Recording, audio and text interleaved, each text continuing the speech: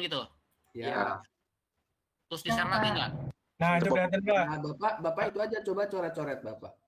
Nah, sekarang tar saya hapus dulu nih. Nah, baru kelihatan itu Pak siklus Kelihatan, Pak. rankin. Nah, kelihatan Pak. sekarang.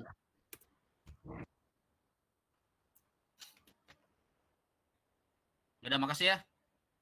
Saya baru pertama Sama-sama, kali kasus seperti ini. Biasanya lancar. Ini saya pakai laptop yang saya simpen di lab. Laptopnya PNJ. Kalau yang di rumah lancar.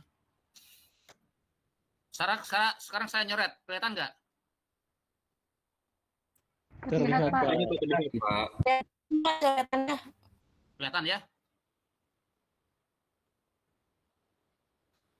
Jadi siklus Rankin ya.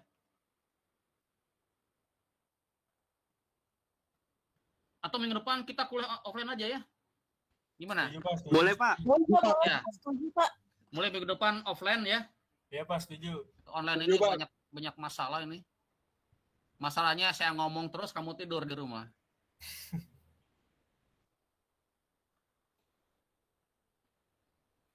Jadi ada apa tadi? Rankin apa aja komponennya? Satu apa? Boiler. Kondensor. Saya gambar pompa, kamu bilang boiler. Oh iya Pak, pompa maksudnya. Maaf.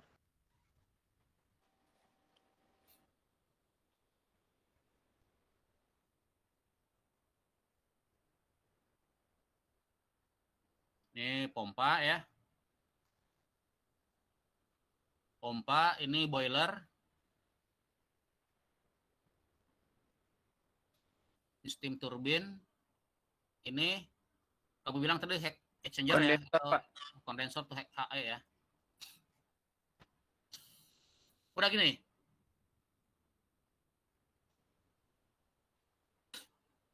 Nah, ini exchanger tadi kamu bilang ada jenis cell and tube gitu kan ya? Kan gitu ya? Cell and tube kan ya? Kalau saya salah nulis, maafkan ya, saya bukan orang Inggris, soalnya saya orang Bandung. Cell and tube ya. Nah, kalau kita buka si kondensor ini ada selnya, sel itu ada cangkang gitu ya, ada cangkang, gitu kan ya, atau silinder ya. Ada cangkang, ini ada pipa. Kan gitu. Kalau saya gambaran begini. Kira-kira ya, begini.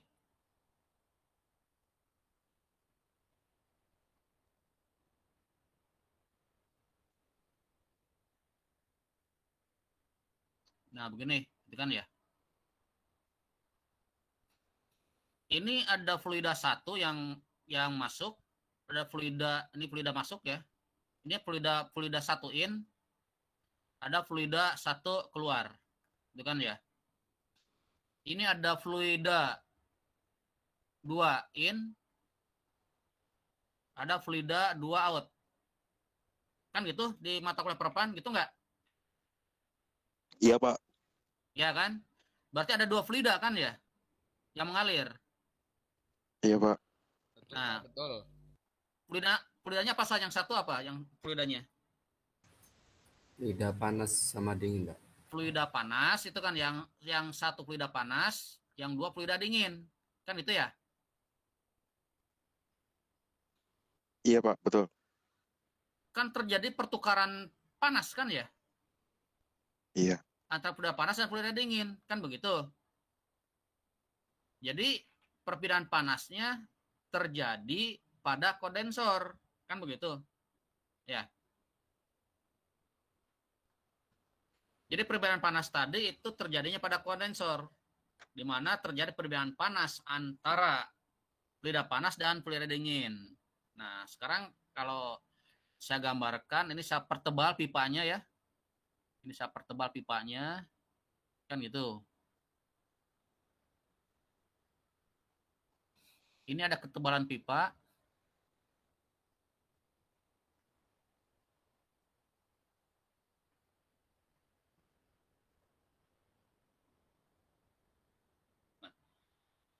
Sekarang bagaimana terjadinya proses perpindahan panas antara fluida dingin dan fluida panas. Katakan misalkan yang panas yang di luar ya.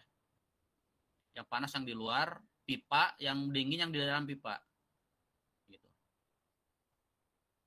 Berarti panas berpindah dari mana ke mana?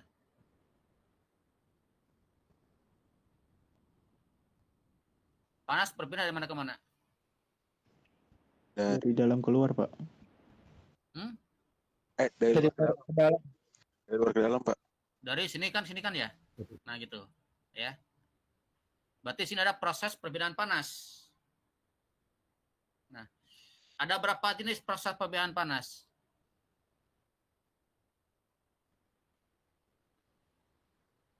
Tiga, Pak. Ada 3. Satu apa? Radiasi. Konveksi radiasi. Konveksi. 2 apa? Konduksi radiasi. Konduksi. Yang ketiga radiasi. Nah, sekarang pada kondensor di sini terjadi berapa jenis perpindahan panas?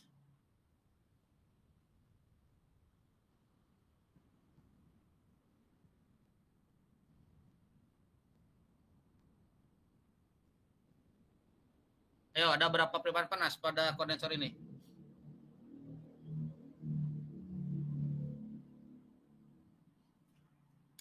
Ada 2, Pak.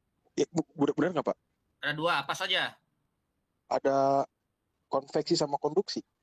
Konveksi dan konduksi. Kenapa tidak ada radiasi? Karena itu permukaannya menyentuh langsung, Pak. Kalau radiasi kan enggak. Hmm? Ya kan, Pak?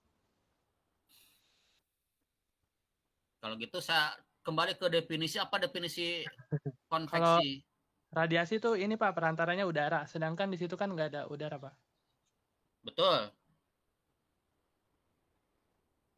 Bumi menerima panas dari matahari.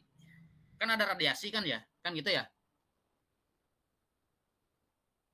Iya, Pak. Nah sekarang panas matahari nyampe ke bumi apa itu lewat udara?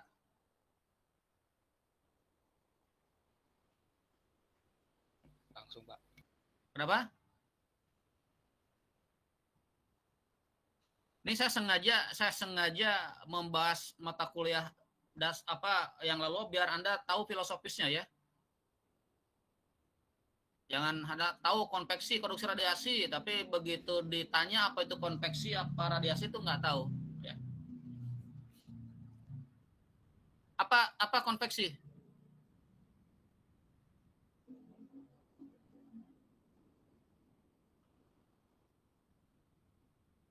Pokoknya sebelum tuntas mata kuliah dasarnya, ini saya nggak akan membahas dulu turbin gas, ya. Harus tuntas dulu mata kuliah sebelumnya. Apa konveksi? Konveksi itu perpindahan panas yang diikuti zat perantaranya nggak sih, Pak? Jadi selain panasnya yang berpindah, zat perantaranya juga ikut berpindah, Pak. Jadi konveksi adalah perbedaan panas yang diakibatkan oleh adanya aliran fluida, gitu ya.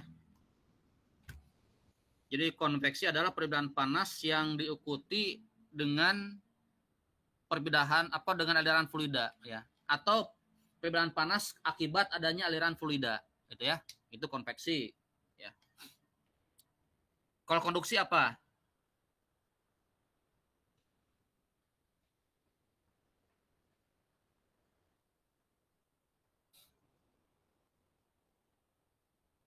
Apa konduksi?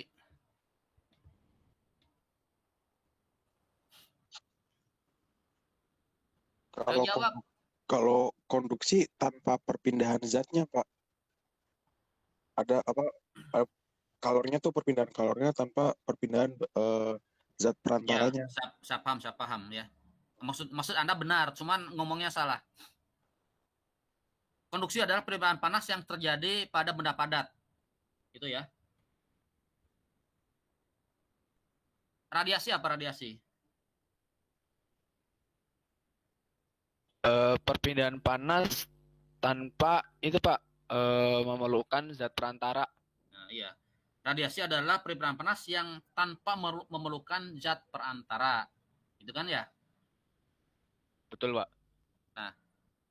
Ciri khas radiasi apa? Ciri khas radiasi. Cahaya panas matahari ya, Pak? Matahari ke bumi. Jadi ciri khasnya radiasi adanya sinar. Ya, atau kamu bilang cahaya boleh lah. Adanya sinar, ya. Nah, sekarang kalau pada kondensor itu hanya ada 2 perbedaan panas, ya. Yang pertama adalah konveksi, di mana konveksi itu adalah perbedaan panas akibat aliran fluida. Nah, di sini kan ada fluida yang mengalir ya, udah fluida panas mengalir kan ya, aliran panas mengalir dari input ke output. Maka selama dia mengalir, dia akan memberikan panas kepada dinding luar pipa. Nah, maka itu dinamakan dengan perbedaan panas konveksi.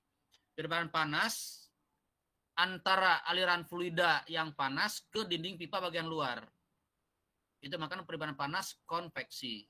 Nah, dari dinding pipa bagian luar ke bagian dalam itu ada juga perbedaan panas. Namanya perbedaan panas secara konduksi. Ya. Nah, sekarang dari pipa bagian dalam ke fluida yang di dalam pipa juga terjadi perbedaan panas. Makanya juga terjadi perbedaan panas secara konveksi.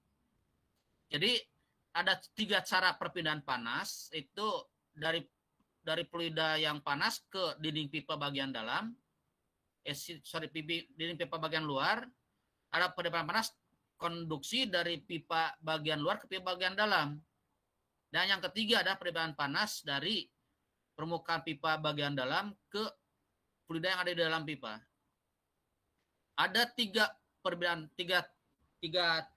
3 proses perbedaan panas, tapi ada 2 cara. Caranya konveksi dan konduksi, gitu kan ya. Itu di kondensor. Nah, sekarang kalau di boiler, ya, Anda bayangkan boiler ya, berarti dalamnya ada apa saja? Ada burning chamber, Pak, pembakaran.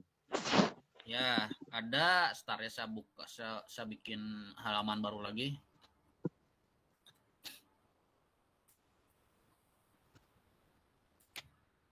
Sekarang kita lari ke boiler, ya.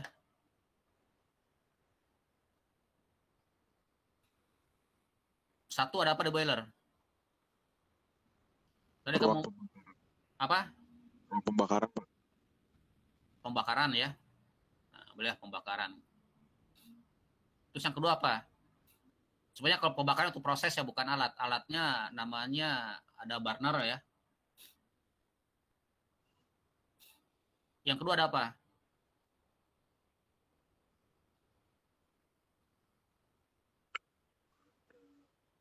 Tungku, Pak. Tungku Umar. Tungku Ya, pengapian. Economizer, Pak. Tungku itu masuk ke sini. Nah, economizer ya. Kalau tungku masuk sini ya, ke economizer ya. Nah, udahlah, cukup aja gini dulu ya, cukup dulu ya. Ini ruang boiler ya. Ini ada ruang boiler ya. Ini ada pipa. Yang masih, Pak? Oh, itu. Oh iya. Ini barusan ada Pak Budi ngisi kopi nih. Ini ada pipa ya, economizer itu kan ya. Nah, di sini ada burner. Burner itu berarti ada nyala api kan ya. Nah, ini ada burner itu kan ya. Ini ada nyala api gitu ya. Sebetulnya nggak nyentuh ini ya, nggak nyentuh. Kalau nyentuh nanti bisa. Ini anggaplah jauh gitu kan ya. Terus saya gambar ulang lah biar tidak salah paham kamu. Ini ada economizer ya. Nah, ini ada burner. Burner itu nanti akan mengeluarkan api itu ya. Ini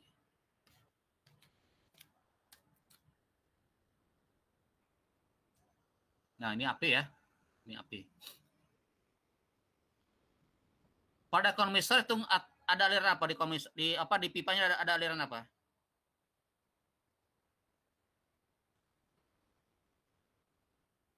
Aliran fluida, Pak.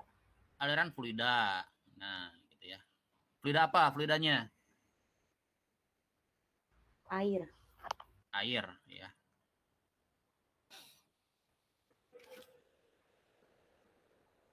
Api menghasilkan apa api? Panas. Panas. Waduh. Ini laptopnya sensitif ini. Panas. Yang menyampaikan panas dari api ke pipa economizer itu apa? Jadi ini ada masuk bahan bakar ya. Ini ada masuk bahan bakar. Sini ada masuk udara ya.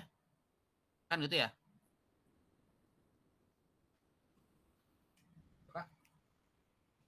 Oh, untuk solar Pak ya? Iya.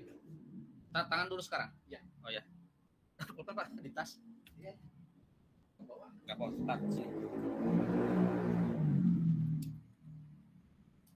Ini Pak Rahmat praktek di alat berat, terus kata Pak Asep katanya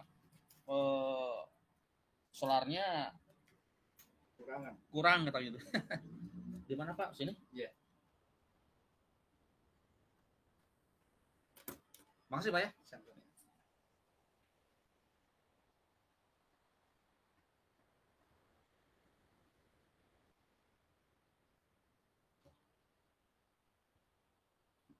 Baik, kita lanjut ya. Barusan ada yang minta tanda tangan untuk beli solar buat Anda praktikum nanti PLTD. Sampai mana saya tadi ngomong? Masuk ke udara. Udara yang masuk. Udara. Ini ada udara keluar kan ya? Ada udara keluar. Jadi di sini akan terjadi pembakaran ya. Anda sudah belajar mata kuliah bahan bakar dan pembakaran kan ya? Sudah, Pak. Nah, sudah ya. Syarat pembakaran apa? Syarat timbulnya pembakaran. Ada bahan bakar. Nah, satu ada bahan bakar. Dua, Ada oksidator. ada apa? Oksidator ya, Pak? Oksidator, oksigen. Iya, itu. Oksidator alatnya kan. Tiga ada apa? Ada sumber panas, Pak.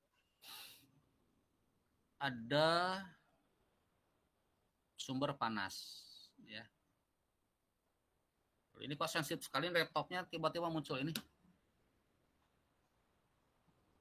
Jadi ada bahan bakar, ada udara, dan ada sumber panas. Nah, ini yang jadi bingung. Hasil pembakaran apa? Apa Panas. hasilnya panas kan ya? Iya. Tapi ini kok perlu sumber panas? Apa maksudnya? Untuk awalannya, Pak. Kenapa? Panasnya kan beda. Apanya? Panasnya kan beda.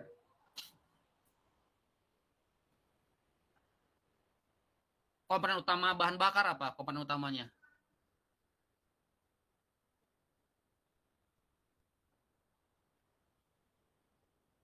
Atau inilah spesifikasi bahan bakar apa saja? Spesifikasi bahan bakar apa saja?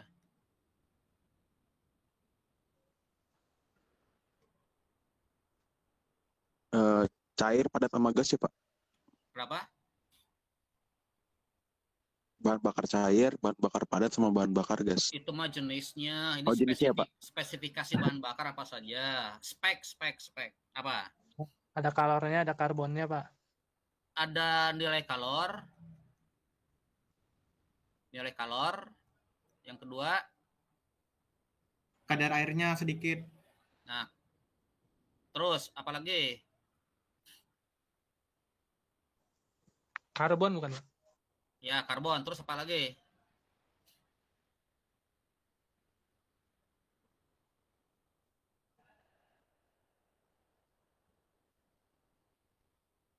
Apa? Kadar debu, Pak. Khawatir. Kadar debu. Ya, terus apa lagi? Yang saya maksud belum terjawab, makanya saya tanya terus. Apa lagi? Volatimeter, Pak. Apa? Ya, voltimeter, terus.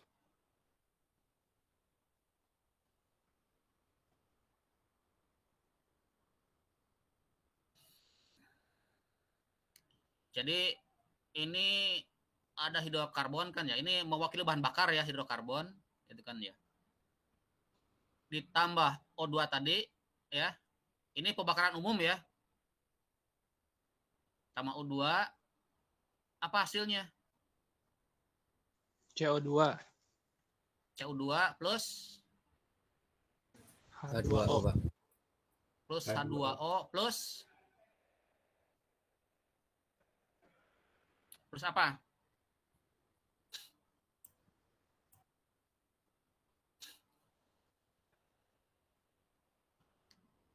Ayo, plus apa?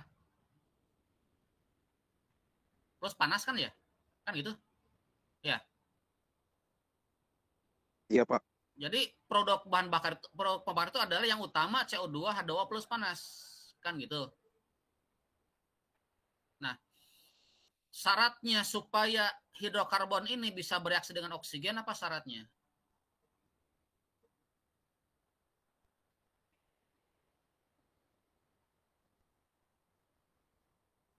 Apa syaratnya? Ya ini kan tadi kamu bilang harus ada sumber panas itu kan ya? Iya, Pak, harus ada sumber panas. Nah, untuk apa sumber panas di sini? Pemantik bukan sih, Pak? Ya pemantik.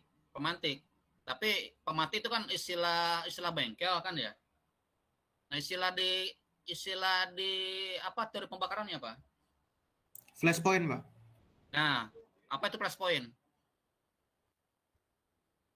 Titik nyala api, Pak. Nah, gitu. Jadi si sumber panas ini fungsi ada untuk menaikkan temperatur hidrokarbon sampai mencapai titik nyalanya. Kan gitu ya. Ini ketika mencapai titik nyala kan termasuk spesifikasi bahan bakar kan ya? Kan gitu ya. Nah, ketika si hidrokarbon ini mencapai titik nyala, maka ketika dia bereaksi dengan oksigen akan timbul reaksi seperti ini, akan menghasilkan CO2, H2O dan panas. Jadi panas di sini adalah panas untuk menaikkan temperatur bahan bakar supaya mencapai temperatur titik nyala itu kan ya. Kalau ini adalah panas yang dihasilkan dari hasil pembakaran. Jadi antara panas ini dan ini berbeda itu kan ya. Nah, itu ya. Nah, sehingga di sini ini yang panas apa di sini? Yang membawa panas di boiler itu apa? Yang membawa panas?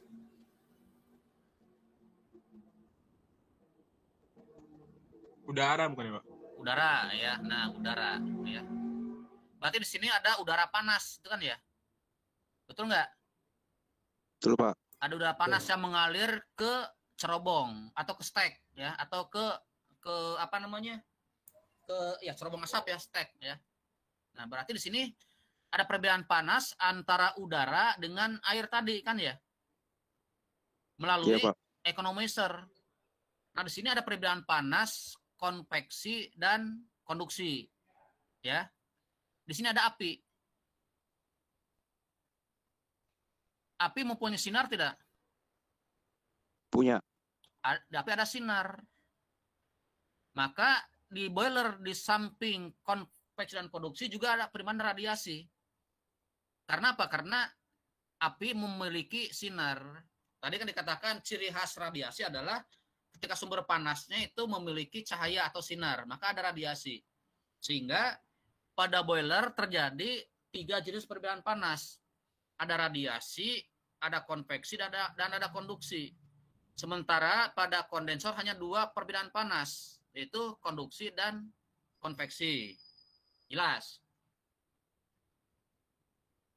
Jelas, Pak. Jelas, Pak. Silakan karena ada yang ditanyakan sampai sini.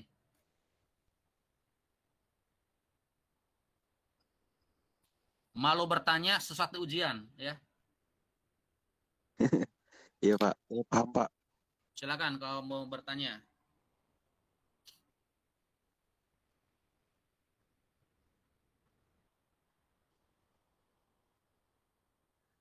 Pak mau nanya Pak. Ya, silakan. Tapi nanti perpindahan panasnya itu total dari perpindahan panas radiasi sama konveksi ya Pak, ke stack-nya itu.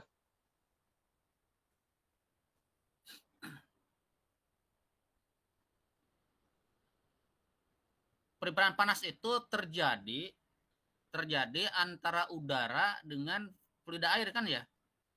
Nah, kalau yang ke stack ini sisanya panas sisa. Panas sisa setelah diserap oleh si air.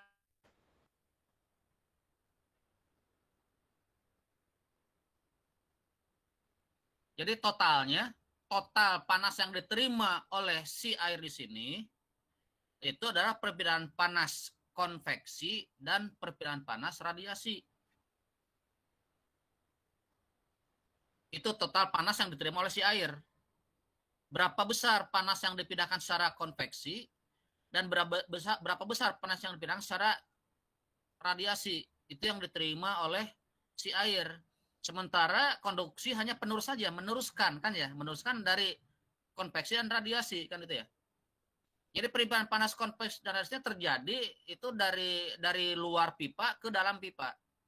Jadi si konduksi hanya menghantarkan saja panas yang diterima oleh si dinding pipa bagian luar itu akibat konveksi dan radiasi teruskan ke air ya. Oh ya, baik Pak, makasih Pak. Jelas ya. Nah, sekarang berarti kalau saya gambarkan diagram blok, berarti ini lari ke termodinamika ya. Anggaplah boiler tuh merupakan suatu blok proses konversi energi, itu kan ya. Berarti di sini ada energi input, ya, ada energi output, kan gitu ya. Nah, ini kembali ke termo ya. Energi inputnya apa kira-kira? Energi inputnya dikaitkan dengan proses yang tadi, proses pembakaran di boiler. Apa energi inputnya? Panas, Pak. Energi Panas. Ya. Ini ntar panas. Nah, sekarang dikaitkan dengan mata kuliah pembakaran ya. Panas buat nilainya Ki kan ya? Simbolnya Ki kan ya? Iya, Pak. Atau Ein ya. Sama dengan Ki sama dengan apa rumusnya?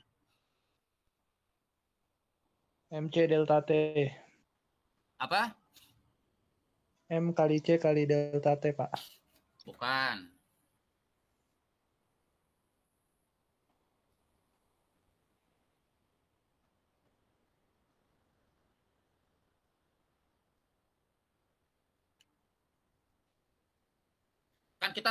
Kan panasnya awalnya dari bahan bakar itu kan ya. Kan munculnya panas karena ada bahan bakar yang dibakar, kan itu ya? Betul nggak? Betul, Pak. Betul, Pak. Berarti panasnya awalnya dari bahan bakar kan ya? Kan begitu. Iya. Semakin banyak bahan bakar yang semakin banyak bahan bakar yang dibakar, maka akan semakin tinggi panas yang dihasilkan. Kan gitu ya? Iya, Pak. Iya, Pak. Nah, sekarang misalkan saya membakar 1 liter bensin dengan saya membakar 1 liter solar, sama nggak panasnya yang dihasilkan? Beda, Pak. Beda kan? Berarti tergantung pada apa? Jenis bahan bakarnya. Iya, jenisnya. Kadar apa? Kadar nilai kalornya sendiri, Pak. Nah, nilai kalor kan ya, berarti ini rumusnya adalah M dot dikali nilai kalor. Itu kan ya. M dot dikali apa? Dikali HLV kan ya. Low heating value. Nilai kalor terendah bahan bakar. Betul nggak rumus ini?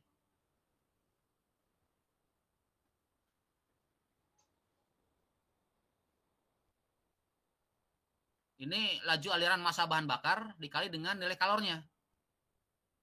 Betul nggak? Iya, Pak. Itu inputnya ya. Jadi inputnya ada berapa jumlah bahan bakar per detik yang dibakar dikalikan dengan nilai kalornya, itu kan ya. Nah, outputnya apa? Energi outputnya pada boiler ya.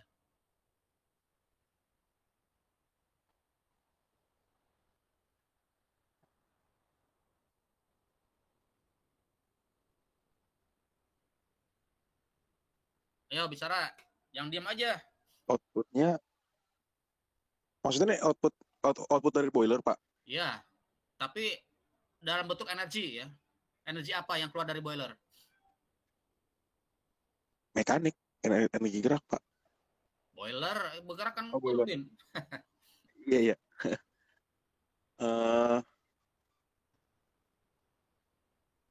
Energi apa ya? Yang keluar apa dari atau fluidanya lah, fluidanya Uap jangan energi panas, fluida dulu. Ada yang keluar apa dari boiler?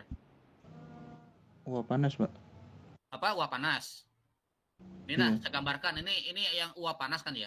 Ini uap panas gitu kan, yang keluar dari pipa kan uap panas. Kan ya. Terus yang keluar di sini apa?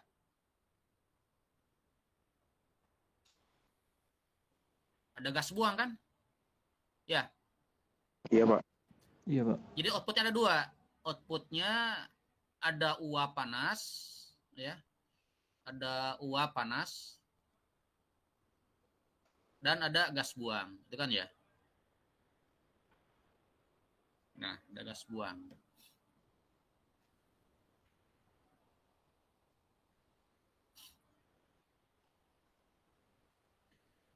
Nah, boiler mau punya efisiensi. Ya. Apa rumus efisiensi boiler? Apa rumus efisiensi boiler?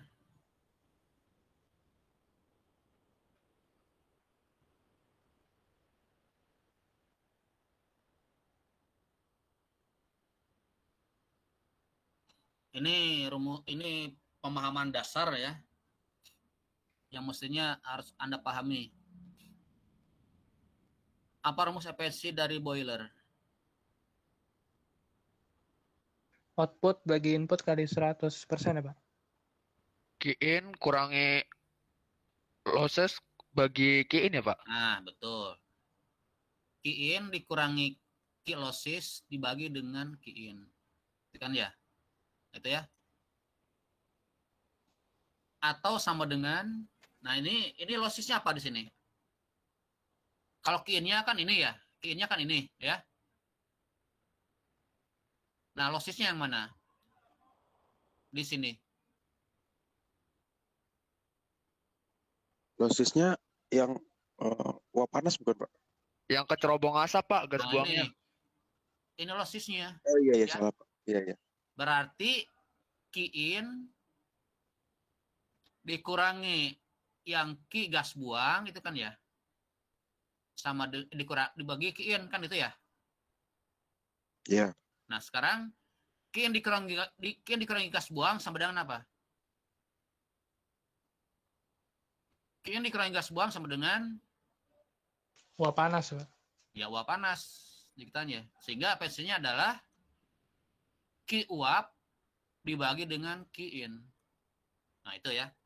Jadi Anda jangan sekali-kali nulis rumus efisiensi sama dengan E out per E in atau key out per key in. Ini salah besar. Kenapa salah?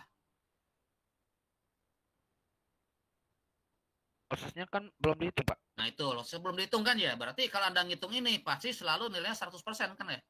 Gitu ya. Padahal tidak ada mesin yang efisiensinya 100%, ya. Jelas sampai sini? Oh iya, betul, Pak. Makasih, Pak. Ya, sama-sama. Silakan kalau ada yang udah tanyakan. Jadi kalau dengan saya kuliahnya banyak diskusi ya. Diskusinya kalau nggak saya yang nanya, Anda yang nanya nanti. Ya. Makanya kalau kuliah dengan saya, siapkan buku dari semester 1 sampai semester 3. Karena pasti akan kebahas semua nanti.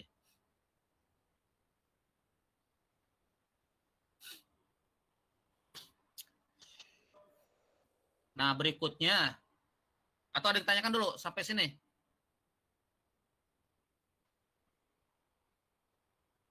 Jadi saya juga nanti akan bahas masalah termodinamika, perpindahan panas akan tersangkut mekanika teknik, elemen mesin, sistem kontrol juga ya. Banyak yang terbawa nanti ketika kita kuliah. Nah, sebelum Anda masuk ke materi turbin gas, Anda harus bisa menjawab ini dulu, ya. Apa yang Anda bayangkan tentang pembangkit tenaga listrik? Ya, tadi udah dijawab ya teman Anda.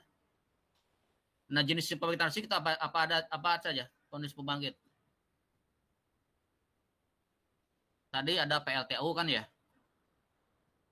Tadi PLTG. Anda sempat bilang PLTG. Terus apa lagi? LTS Pak. Surya, panel surya. PLTS. Terus PL TA Pak. PLTA. Apalagi? LTGU Pak. PLTGU. Apalagi? PLTB Pak. PLTP. Apalagi? LTN Pak. PLTN. Ada PLTB macam-macam lah. Ya, udah cukup ya Anda mewakili pembangkit yang ada yang udah eksis ya.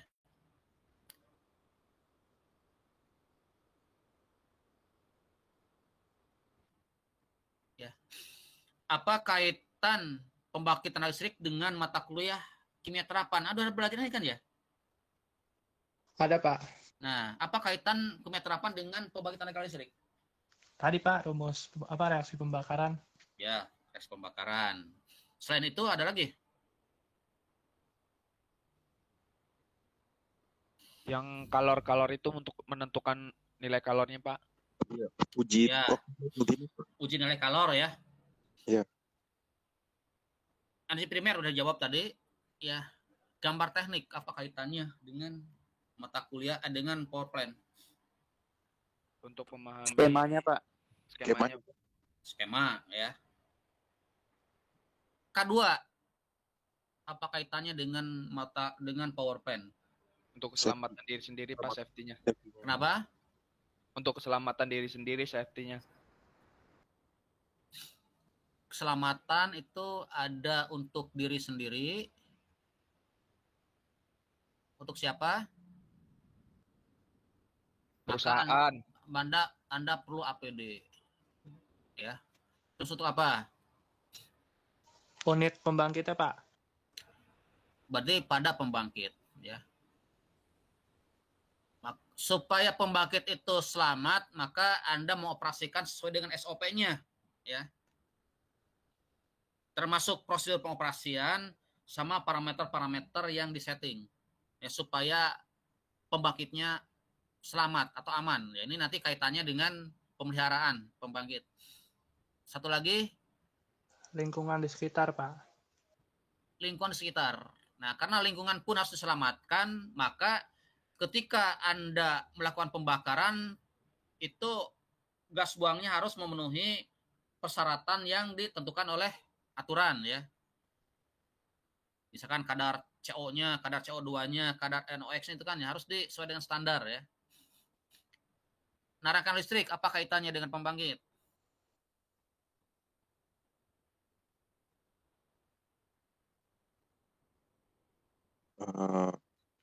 ininya, Basicnya Pak. Apa? distribusi listriknya Pak nanti. Distribusi listrik. Elektronika apa kaitannya dengan pembangkit? Mengetahui nama-nama itunya, Pak. Iya. Nama-nama ikan. Nama-nama apa? Sensor bukan Pak? Apa? Sensor-sensor yang bekerja. Kalau Ya, elektronik. betul. Sensor yang bekerja, ya. Contoh sensor apa? Contoh. Satu aja. Sensor panas Pak. Sensor panas, ya. Atau apa sensor panas?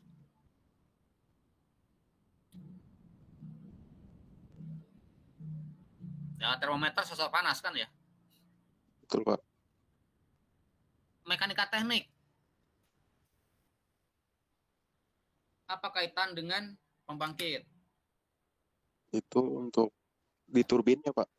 Ya, di mananya? Di turbin. Ya, tadi Pak ya mengetahui kopel Pak. Nah, mengetahui kopel itu di elemen mesin, kopling ya. Itu di LMS. Untuk mengetahui pergerakannya Pak, RPM dan lain-lain di mekanika teknik. Anda di Mektek pelajari itu RPM? Enggak sih, saya lupa. Kenapa? Enggak Pak. Enggak, kan? Pak, torsi. Hmm? Torsi. Torsi. Dipelajari torsi di Mektek? Ada Pak. Ada ya? Ya kalau ada berarti ya di torsi ya. Kalau termo ya udah tahu ya, tadi udah dibahas kan ya. Ya, Teknologi material, kekuatan bahan Pak. kekuatan bahan. Contohnya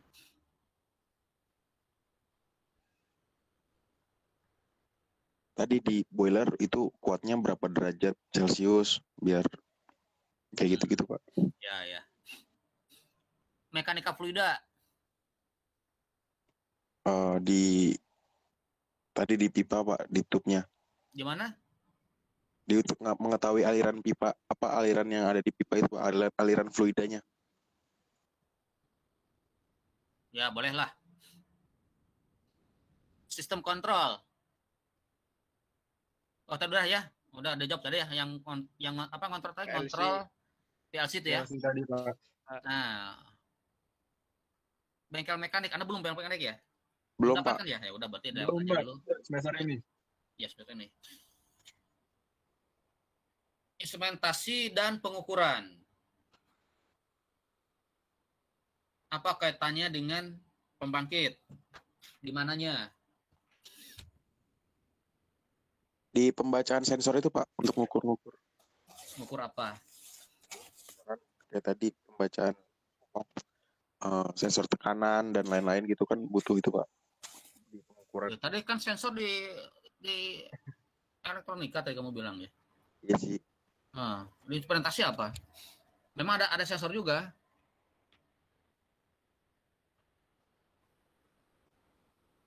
Nah, Anda selama kuliah udah praktek apa saja? Mesin listrik, Pak. Mesin listrik praktikumnya. Apa yang Iya. dilakukan praktik di mesin listrik? Ini belajar tentang motor Pak, motor DC, motor AC. Enggak, prakteknya. Ada praktek kan ya? Ada, nggak praktek? Ada. Ada. Apa yang dilakukan di praktek?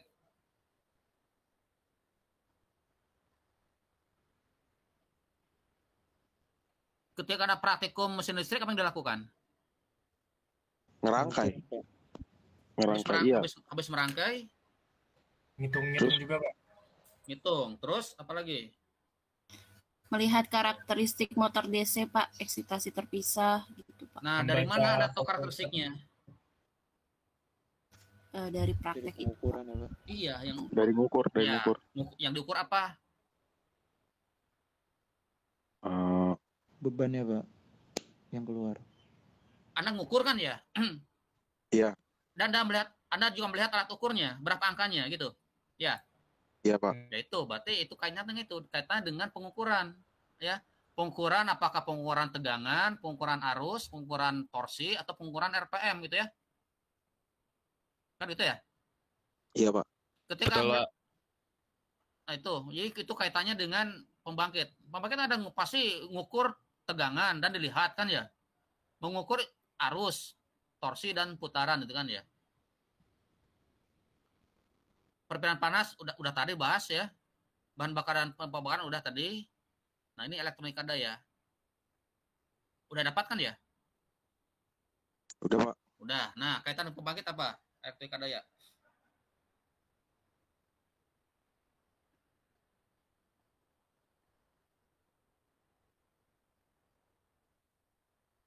Saya belum tahu Pak. Loh, kan udah kuliah. Iya. Langsung kaitan. Jadi mestinya sebelum masuk ke materi, jelaskan dulu kaitan antara mata kuliah dengan pembangkit.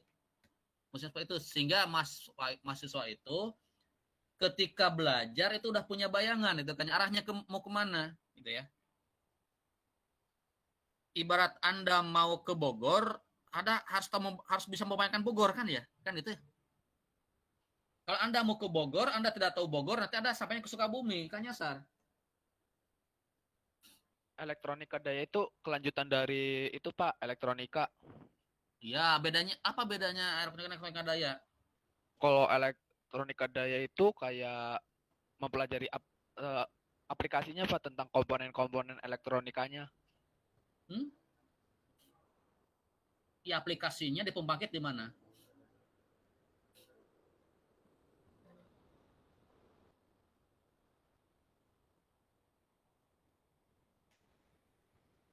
Yang ajar siapa elektronika daya?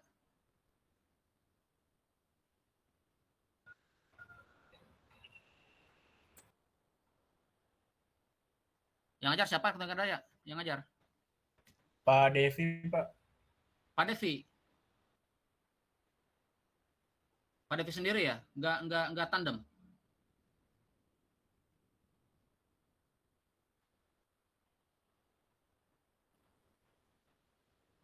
Diajarkan nggak tentang eksitasi?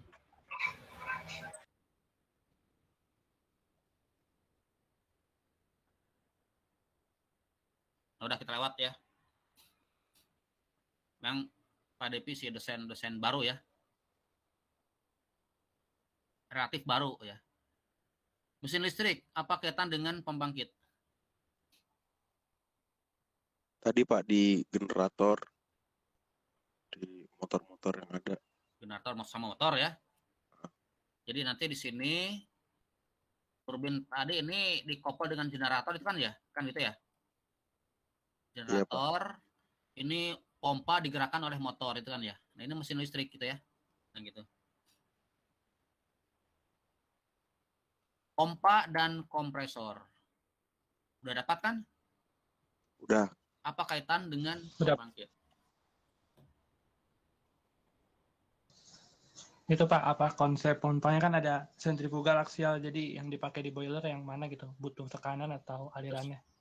Terus kalau butuh tekanan, pompa jenis apa yang digunakan? Kalau kita butuhkan tekanan, yang digunakan jenis pompa apa? Sentrifugal bukan, Pak? Saya suka kebalik kok ini. Kalau yang dibutuhkan aliran, pompa apa? Betul, ini sentrifugal ya. Ini pompa apa? Aksial bukan, Pak? Aksial ya. Aksial. Terus kejadian yang menyebabkan kerusakan pompa dibahas enggak? Misalkan kapitasi, dibahas enggak? Dibahas, Pak. Kapitasi, apa itu kapitasi? Kapitasi baru dengar, Pak. Ini yang dibahas tuh kejadian kayak ada debu-debu yang kotor yang nempel gitu di... Oh, itu mah kejadian biasa. Itu kejadian yang biasa dan kelihatan. Nggak dibahas kapitasi di pompa? Belum dengar, Pernah Pak. dibahas juga, Pak.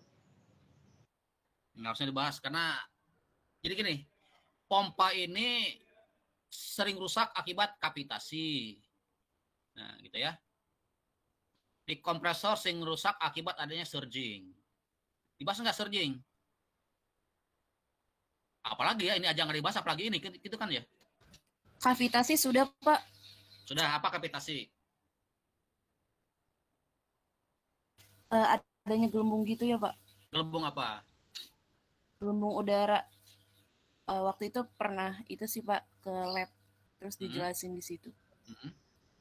Itu kata siapa itu gelembung udara? Itu dosen pompa dan kompresor. Siapa yang ngajar? Pak Gun. Pernah diajarin kavitasi, Pak. Katanya gelembung udara gitu ya?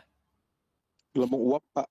Nah, Iya gelembung sih, uap. menurut saya gitu. Yang benar gelembung uap, ya. Jadi memang banyak orang yang mengatakan bahwa kapitasi itu terjadinya gelembung udara. Padahal itu bukan gelembung udara, itu gelembung uap. Ya dari mana udara masuknya kan ya? Kalau tanpa kebocoran itu ya. Jadi gelembung uap. Nah, kapan terjadi kapitasi?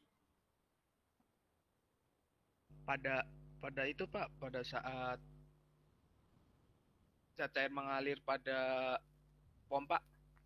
Iya, memang Oh iya. itu memang ada aliran pada pompa. Tapi kan ada saat tidak ada kapitasi, ada saat kapitasi itu kan ya, sama-sama ada aliran itu kan ya, kan gitu ya. Sama-sama ada aliran ke pompa, tapi ada yang timbul kapitasi, ada yang tidak timbul kapitasi. Nah, yang saya tanya, kenapa timbul kapitasi?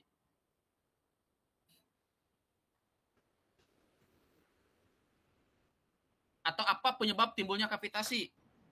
Perbedaan sudut pada itunya, Pak. Sumbu. Iya, Pak. Sama tekanannya juga, Pak. Pada sisi. Nah, tekanan pada sisi apa? Apa itu? Turbina itu, Pak. Bukan Yang turbin, paling-paling pompa. itu, Pak. Pompa, bukan turbin. Pompa. Sisi hisap sudu pompa, Pak. Sisi tekanan itu ya, pada sisi pompa kan ya? Tekanan pada sisi isap pompa. Nah,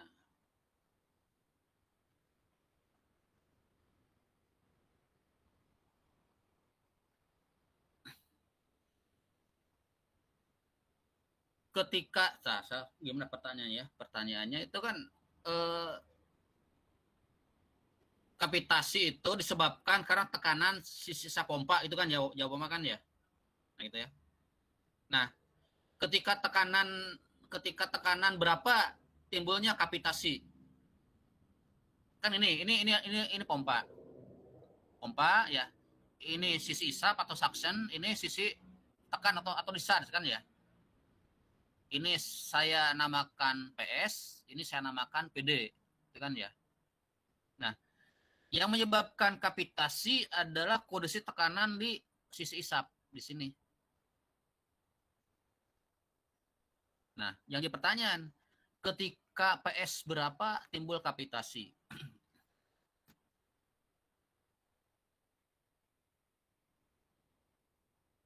Lebih dari 9 bukan, Pak? Apanya 9? Yang tadi PS-nya itu, Pak. Ya 9 itu apa satuannya? 9 kilogram, 9 ton, atau 9 liter? 9 apa?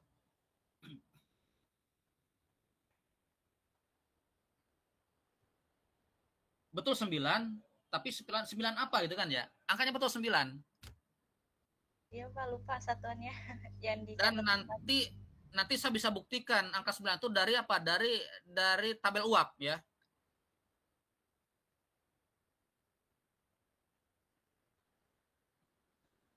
Sembilan meter ya.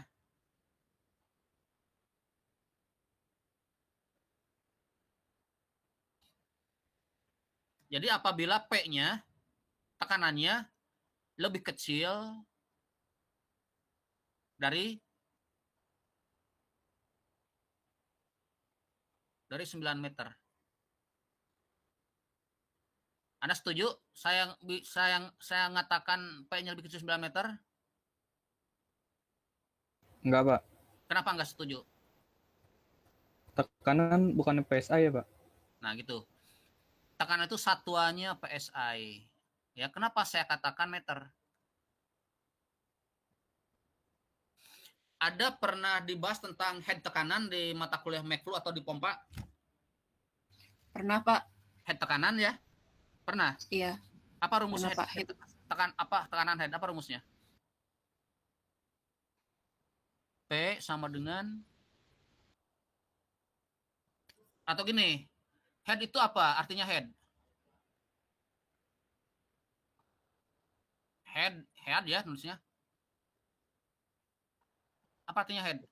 Kepala, Pak, kepala. Selain kepala apa?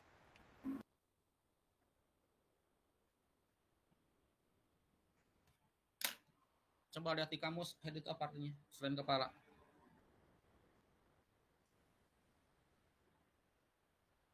Hulu, bahasa Sunda. Beda tekanan, Pak. Apa? Beda tekanan. Iya, beda. Bukan. Nih saya lihat ya di kamus ya, head itu kepala, ketua, pemimpin, ekor, pikiran, otak, ujung kepala, puncak. Nah, ini puncak.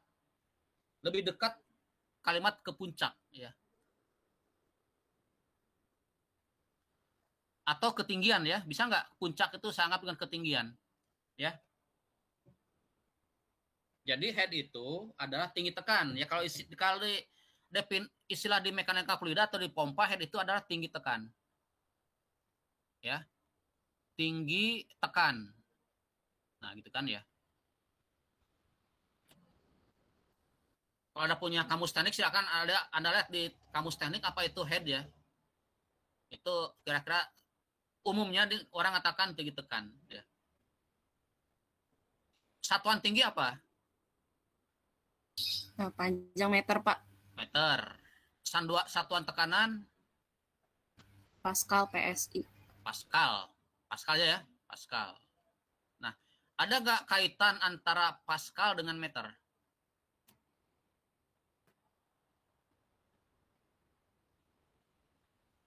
Ada, Pak. Apa rumusnya?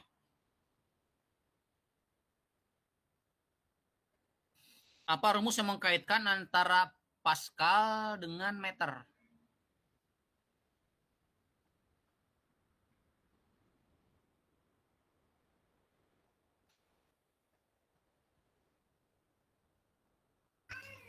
Bahwa kalau Pascal sama dengan Newton per meter persegi, Pak.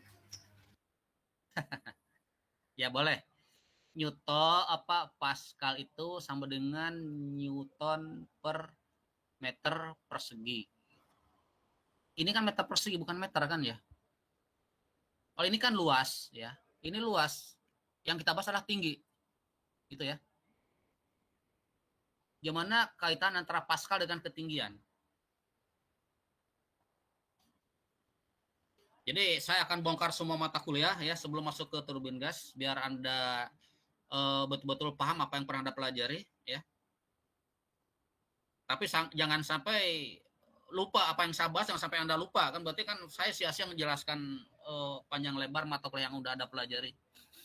Ya gimana kaitan antara tekanan dengan ketinggian? Rumusnya.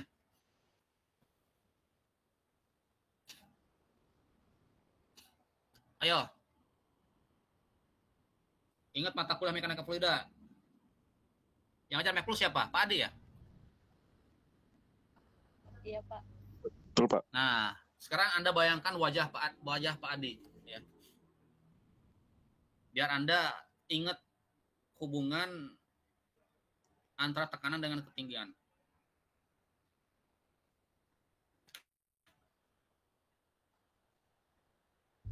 Itu rumusnya berbanding sama bukan, Pak? Tekanan sama Kenapa? Tekanan sama ketinggian itu berbanding sama. Jadi rumusnya kalau nggak salah rho dikali gamma dikali H. Bukan gamma. Rho dikali G dikali H. Ya, rumusnya kan ya? Ya, Pak. Ini tekanan, ini ketinggian kan ya? Kan itu. Iya, Pak. Untuk air berapa harganya Rho?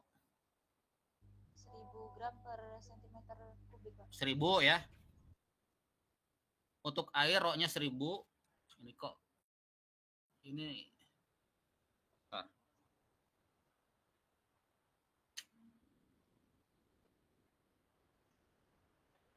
Oh, kok hilang jadinya. Seharusnya tadi di-keep ya, bukan di-start.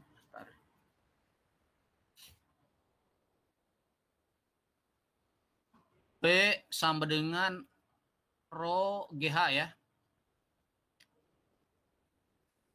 Rho untuk air itu ada 1000 ya. 1000 kilogram per apa? Meter kubik. G-nya kita bulatkan 10 aja ya biar gampang hitungnya nanti. 10 meter per detik kuadrat. Ini kan udah ketetapan kan ya? Ya. Rho dan G ini sudah suatu konstanta ya. Sehingga P ini sama dengan 10.000 dikali H. Ya. Ini satuannya Pascal, ini satuannya adalah meter. Maka karena ini konstan, maka kita bisa mengkonversi dari tekanan menjadi ketinggian. Contoh ya. Saya punya tangki.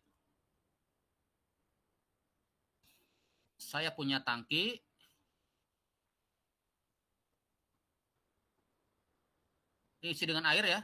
Ini permukaan air.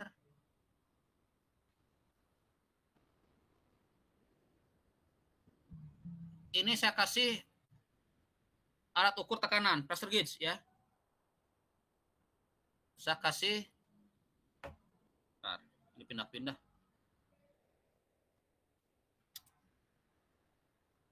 Ini komputernya sensitif.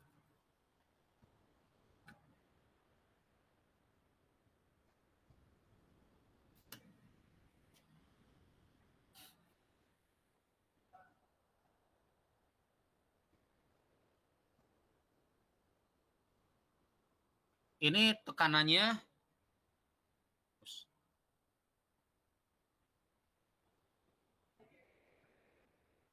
misalkan 100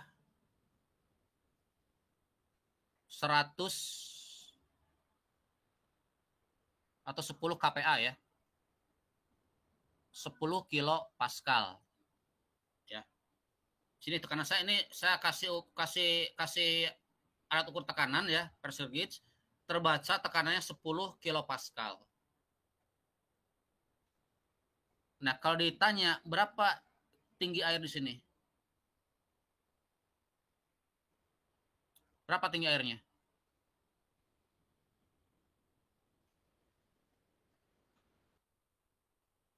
Gimana ngitungnya? H sama dengan apa?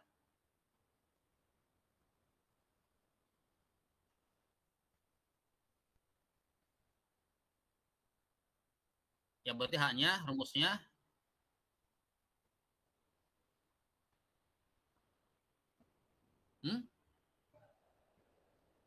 H sama dengan apa? Kebalik kamu.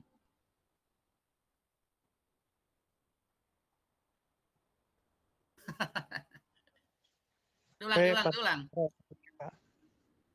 H sama dengan apa? H sama dengan 1/10.000, Pak. Hah? Kan P-nya 10 sama dengan 10.000. Rumus dulu. H-nya sama dengan P per apa? P per G kan gitu ya? P per ini kan ya? Betul nggak P per G? Iya, Pak. Tuh, P-nya berapa harganya? P-nya berapa? 10 kPa. 10 kPa berarti berapa Pascal? 10.000. 10.000 Pascal. Iya kan ya? Per G-nya berapa nilainya? Rho-nya 1000 kan ya? Kan gitu ya? G-nya 10. Berarti berapa H-nya?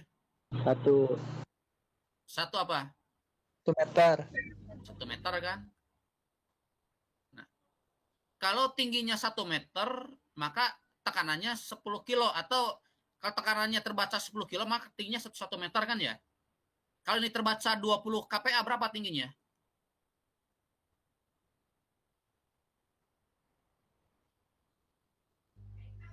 2 meter, Pak. 2 meter. Kalau 30 kPa berapa tingginya? 3 3 meter. Kalau 40 kPa berapa tingginya? Nah itu ya. Jadi karena hubungannya tetap itu kan ya antara P dengan H, maka P bisa diwakili dengan satuan ketinggian itu kan ya. Di mana 1 meter itu 1 meter ini akan setara 1 meter akan setara dengan tekanan 10 kPa. Kan itu kan ya? Sehingga kalau misalkan Anda mengatakan oh tekanan air itu besarnya 1 meter. Berarti itu berarti tekanannya 10 kPa itu kan ya. Itu maka dengan head tekanan ya.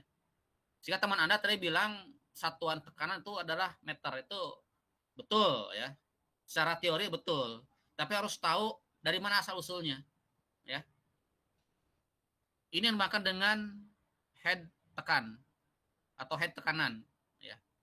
Nah, di pompa tadi berarti supaya tidak terjadi suction ya, maka P-nya harus lebih kecil dari 9 meter. Kan teman-teman bilang gitu tadi kan ya. Artinya apa? Artinya tekanannya di di pompa harus lebih kecil dari Nah, ini nggak bisa gitu ya. Ini ada kaitannya dengan tekanan penguapan, dengan P jenuh. Nah, untuk ini nanti saya bahas ketika kita membahas masalah di teori termodinamika mungkin minggu depan ya. Kalau sekarang akan kelamaan.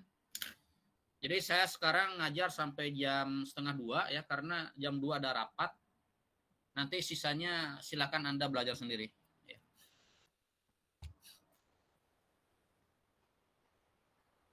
Jadi PR saya nanti akan menjelaskan apa itu kapitasi ya pada pompa, kenapa terjadi kapitasi, apa efek kapitasi ya. Atau dijelaskan belum sama dosen pompa? Apa efek kapitasi terhadap pompa?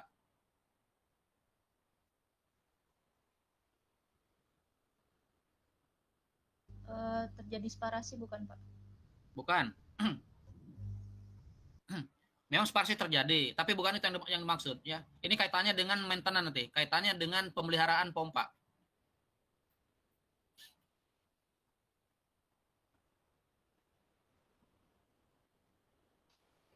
Jadi nanti turunnya performa, Pak.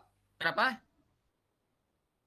Turunnya performa dari si pompa itu dari kerja si pompanya.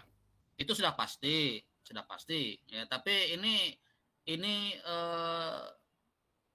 efek mekanikalnya gitu kan ya. Kalau performa kan efek kinerja ya, ini efek fisik secara mekanik ya.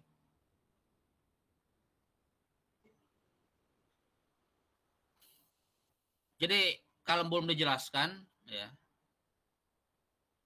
tapi kayaknya saya kan nggak dijelaskan sama dosennya ya.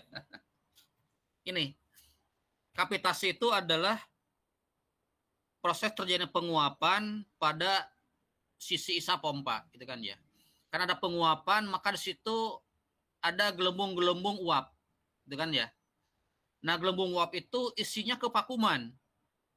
Kenapa vakum? Karena tekanannya di bawah tekanan atmosfer, ya. Nah, nanti ketika kita kuliah offline kita jelaskan lagi ya, saya jelaskan lagi lebih detail lagi ya. Nah, ada gelembung kevakuman. Ketika gelembung kevakuman itu menumbuk impeller pompa, apa itu impeller pompa? Tahu nggak? Apa impeller pompa?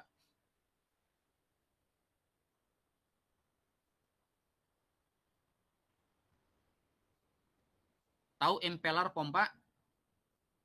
Jajan nggak tahu lagi.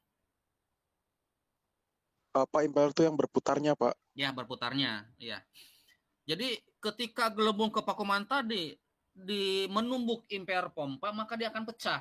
Gelembungnya pecah itu kan ya. Nah, sementara isi gelembung itu ada kevakuman, maka ketika dia pecah, ketika dia menumbuk impeller dan pecah, maka permukaan impeller itu akan tergerogoti oleh si kevakuman tadi. Maka ada bagian material yang lepas dari impeller, itu kan ya. Kebayang nggak apa yang saya omongkan? Oh iya Pak. Karena terisap, maka ada bagian yang lepas materialnya dari impeller pompa. Karena pelepasan material itu tidak merata di sekeliling impeller, maka akan timbul unbalance. Bayang, timbul unbalance ya. Unbalance itu berarti titik beratnya akan berpindah, tidak berada pada sumbu putar. Nah, ketika timbul unbalance atau ada perpindahan titik berat, maka situ akan timbul gaya sentrifugal ya.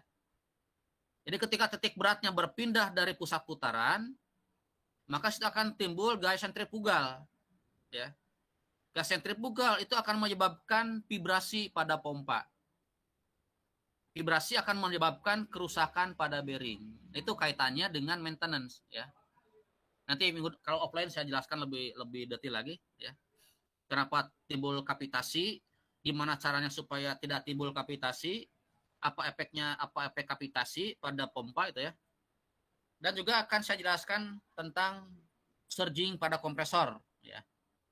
Kalau surging saya kan nggak dijelaskan kan ya. Ada nggak penjelasan surging di mata kuliah kompresor? Surging. Ada nggak? Nanti grafiknya seperti ini, grafiknya. Ini ada M dot ya. Ini ada Jadi ini misalnya ini kompresor ya. Ini kompresor. Ini ada sisi isap, ada PS.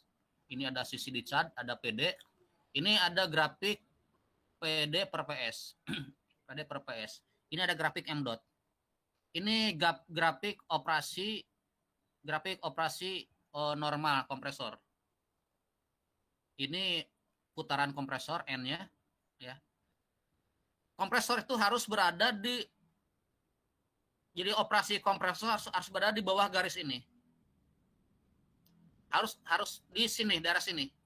Kalau dia melintasi garis, berpindah ke sini, titik operasinya, maka terjadi surging. Surging itu adalah sama dengan kapitasi, efeknya timbul vibrasi yang berlebihan pada kompresor. Nah, kenapa dia bisa berpindah ke sini titiknya? Gimana cara supaya ngebalikan lagi titik operasinya ke daerah yang ini, daerah yang stabil ya. Daerah yang stabil, ini daerah yang unstable ya. Daerah yang tidak stabil. Gitu. Ada nggak penjelasan grafik ini di kompresor waktu kuliah kemarin?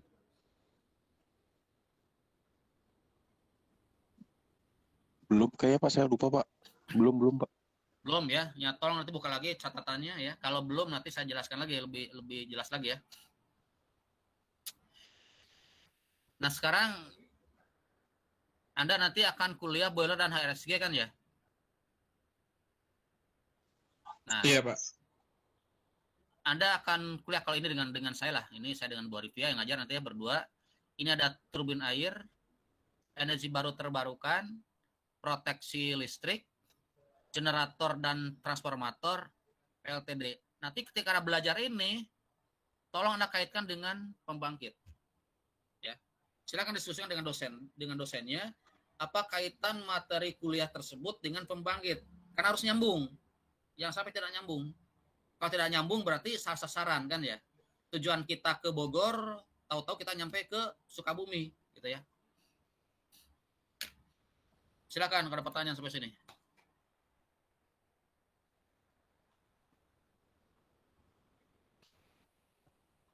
Silakan kalau ada pertanyaan.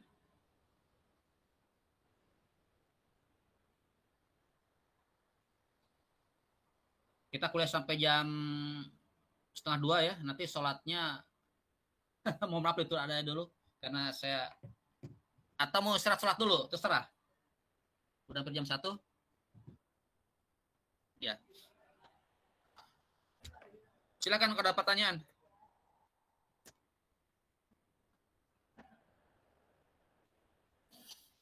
Nah, kalau gitu saya yang tanya. Ketika Anda belajar termo, dipelajari nggak hukum ke-0 termo, hukum ke-1, ke-2, dan ke-3?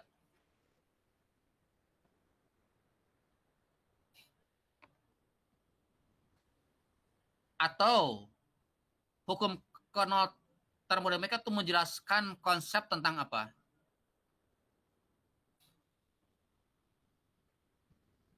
Kalau saya ingat yang di satunya, Pak. 0 nggak dibahas, ke-0 termodinamika. Saya lupa, Pak, kalau yang ke-0. Yang satunya saya ingat. 1 tentang apa?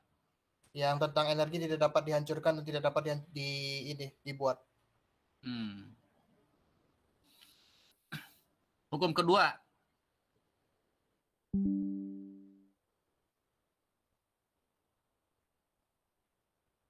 Apa tentang hukum kedua? Kalau mengalir secara spontan dari benda bersuhu tinggi ke benda bersuhu rendah, Pak. Itu hukum ke-0. Oh. Itu hukum ke-0. Hukum ke-0 menjelaskan tentang kesetimbangan termal. Ya. Kalau ada dua benda, ini T1, kita tempelkan dengan benda yang mempunyai temperatur T2 ya.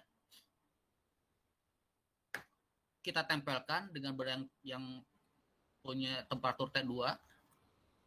Di mana T1 lebih besar daripada T2, maka panas akan pindah dari T1 menuju T2. Betul nggak? Secara logika. Betul nggak secara logika? Betul, Pak. Panas berpindah dari T1 ke T2 karena T1 lebih tinggi daripada T2, betul kan? Betul, Pak. Sampai kapan dia berpindah? Sampai posisinya setimbang, Pak. Sampai T1 sama dengan T2, kan itu kan ya? Iya, Pak. Nah, di mana aplikasinya? Konsep tersebut di mana aplikasinya? Dalam penerapan sehari-hari.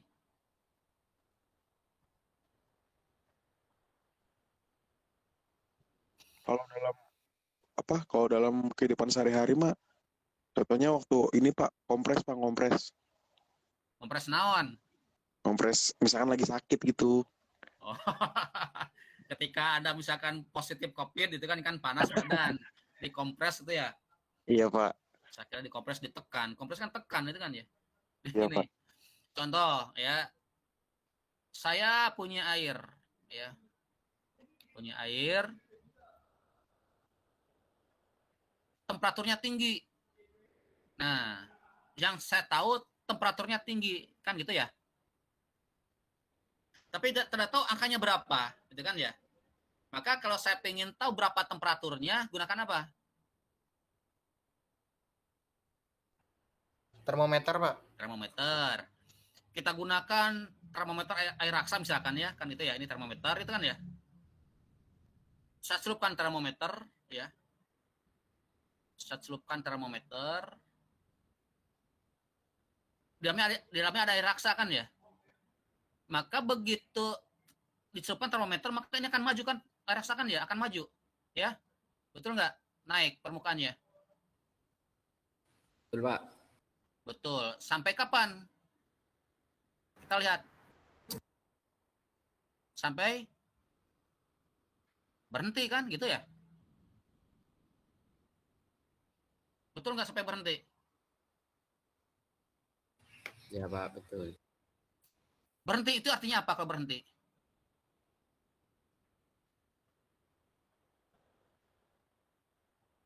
Berhenti artinya apa? Suhunya sama, Pak. Betul. Suhunya sama kan ya? Berarti T1 dan T2 sama kan ya? Karena T1 dan T2 sama, berarti temperatur yang ditujukan di termometer sama dengan temperatur ini kan ya? Kan gitu. Sebetulnya yang kita lihat adalah temperatur di air raksa, bukan temperatur di air. Tapi karena T-nya sama, berarti T1 mewakili T2. Jadi hukum termodinamika adalah hukum tentang konsep pengukuran temperatur. Ya. Nah, sekarang kaitkan dengan mata kuliah sistem kontrol. Ya. Ketika ada suatu sistem dalam kondisi stabil, ya,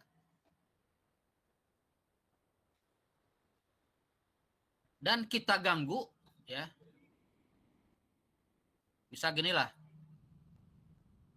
Kalau sistem kontrol kan biasanya parameternya ada M, ada K, ada C, itu kan ya. Jika digambarkan seperti ini, ya. Ini ada M-nya, ini ada K pegas, ini ada redaman. Ini lantai. Ada K, ada C. Ya. Termometer ketika belum dicelupkan, itu kan ya, dia dalam keadaan stabil. Ya. Keadaan stabil. Ini ketika diam juga dalam keadaan stabil. Ini kita pukul. Makanya merespon kan ya. Maka di sistem kontrol, kalau Anda bilang siskon itu kan ya, sistem kontrol ya, ada namanya respon. Ya. Ada berapa jenis respon di sistem kontrol?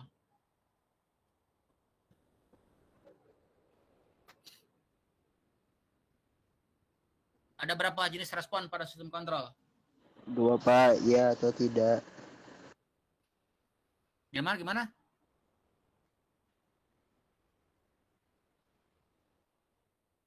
Ada berapa respon di sistem kontrol? Ada berapa respon? On off enggak, Pak? on off itu jenis sistem kontrol on off, ada kontrol continue ya, ada kontrol ada PID itu ya. Nah, ketika suatu sistem itu mengalami gangguan, dia akan merespon kan ya. Seperti Anda lagi anak-anak tinggal di rumah gitu kan ya. Tiba-tiba ada gempa, ada merespon kan ya, lari keluar responnya kan ya, untuk menghindari kalau terjadi sesuatu ya. Nah, begitu sistem kontrol itu ketika dia lagi stabil diganggu, maka dia akan merespon. Ada berapa jenis respon di sistem kontrol? Analog digital, Pak. Itu jenis sistem kontrolnya. Respon.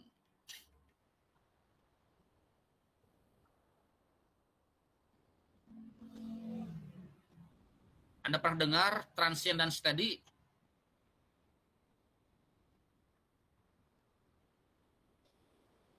Ada respon transient, ada respon steady. Pernah dengar? Pernah Pak, tapi lupa Pak. Dulu tidak bisa, sekarang lupa gitu ya. Itu memang penyakit mahasiswa gitu. Ditanya lupa Pak, kalau dulu nggak bisa. Ada respon transient, dan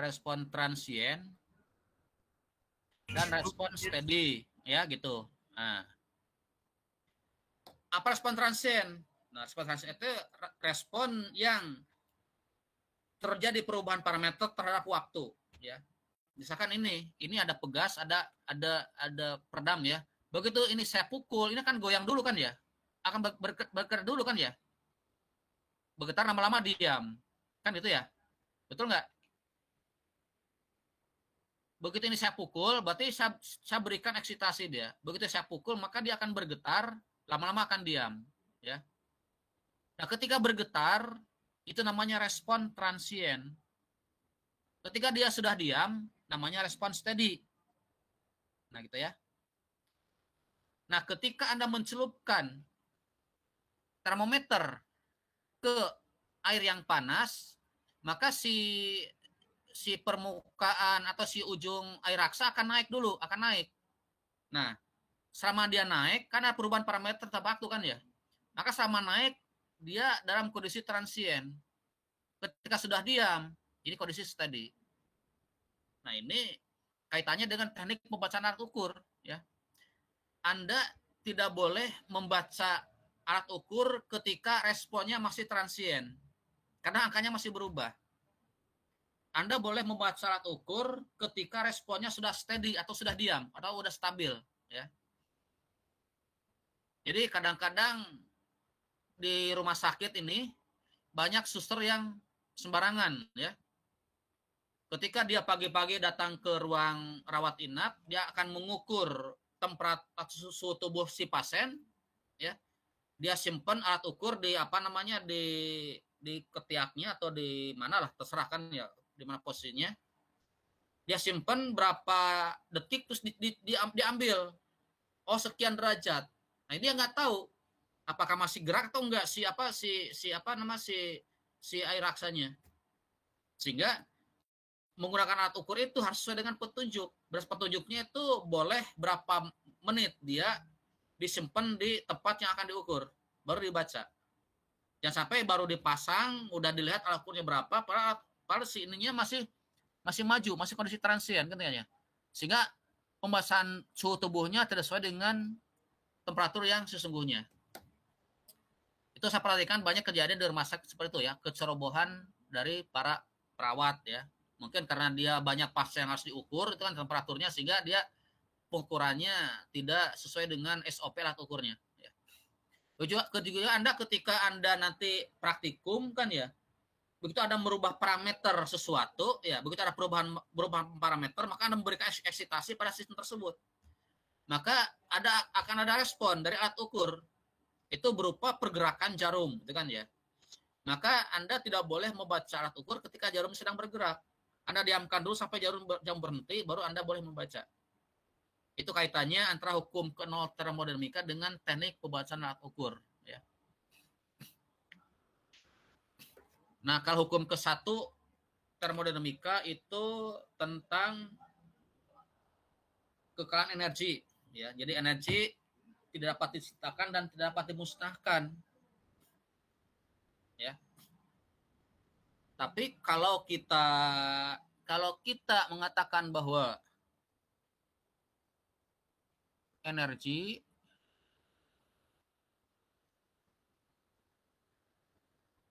tidak dapat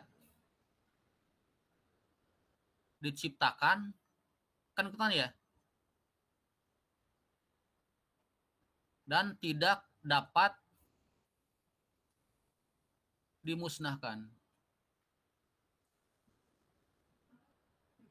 Betul nggak? Hukum current energy itu begini bunyinya. Betul nggak? Benar, Pak. Benar ya. Nah, benar. Ya. Berarti kesimpulannya energi kekal. Betul? Benar, Pak. Energi kekal. Kok energi kekal? Apa bedanya energi dengan Tuhan?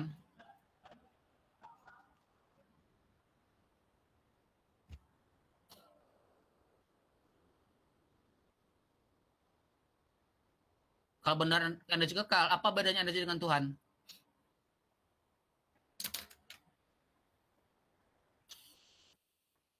Anda hati-hati meyakini hukum kekayaan energi ini, ya. Karena kalau salah memahami, Anda bisa syirik. Betul nggak? Bisa syirik. Kalau salah memahami. Iya, Pak. Ya kan? Nah. Anda yakin nggak energi kekal? Enggak, Pak. Enggak, Pak. Tapi Anda membenarkan kalimat ini kan ya? Bunyinya seperti itu, Pak. Bunyi itu benar nggak menurut Anda? Kalau di mata manusia benar, Pak. Kenapa? Jadi, Pak. Di mata manusia benar, Pak. Nah, di mata manusia benar. Ya, kenapa? Karena yang membuat kalimat ini adalah manusia, itu kan ya? Di mana manusia diciptakan ketika energi sudah ada. Kan begitu ya? Dan manusia akan musnah sebelum energi musnah. Jadi di mata manusia energi itu kekal. Ya. Jadi Anda ingat bahwa kalimat ini yang membuat adalah manusia, ya. Di mana energi itu ada sebelum manusia ada. Dan energi itu akan musnah setelah manusia musnah. Maka di mata manusia energi itu kekal, gitu kan ya. Tetapi tidak kekal yang mutlak, gitu ya. Itu cara memahami konsep ini agar kita terhindar dari kesyirikan, ya. Hukum kekayaan energi itu udah dibahas tadi ya, bahwa energi input sama dengan energi output, itu kan ya. Output ada energi tadi uap panas atau energi yang terpakai, dan ada energi losses. Jadi ini adalah hukum kekayaan energi. Energi input sama dengan energi output, atau energi sebelum proses sama dengan energi setelah proses, ya. Jadi termodinamika membahas masalah ini. Sekarang entropi. Apa itu entropi? Anda sudah belajar termo. Apa itu entropi?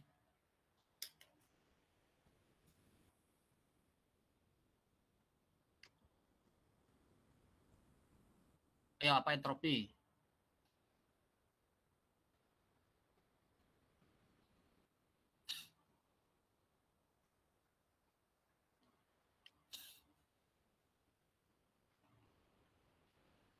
Entropi.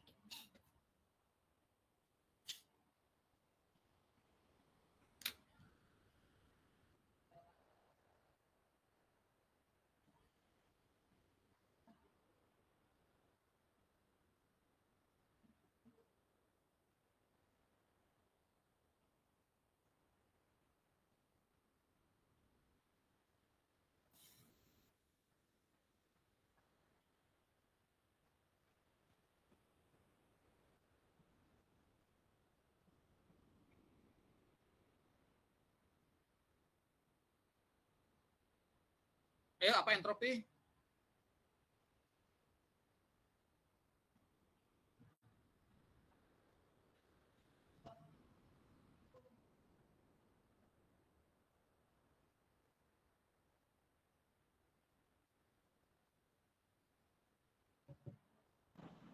Tidak yang tahu Suatu- entropi?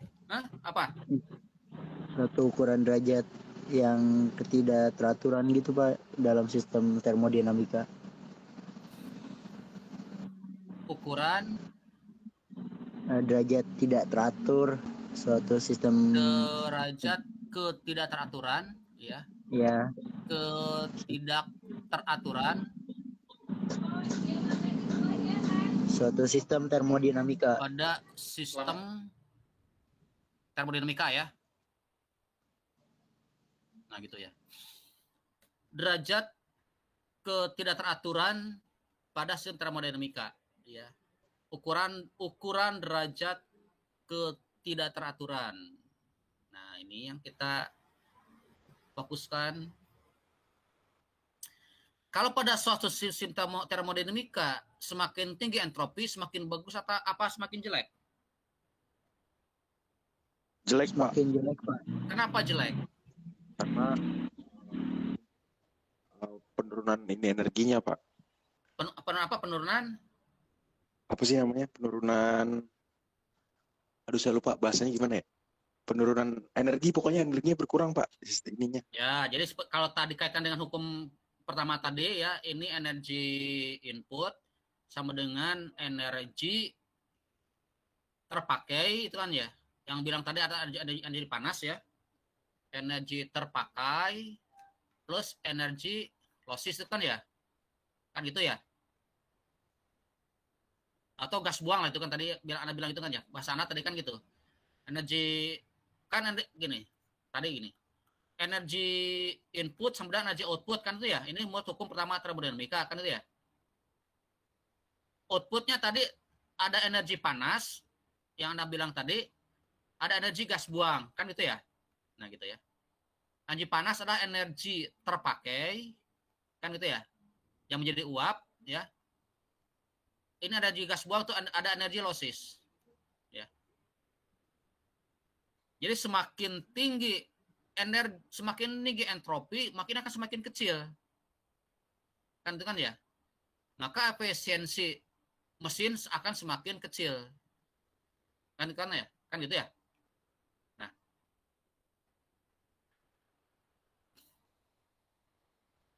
Sekarang saya tanya, kenapa semakin tinggi entropi, energinya akan semakin turun, energi terpakainya.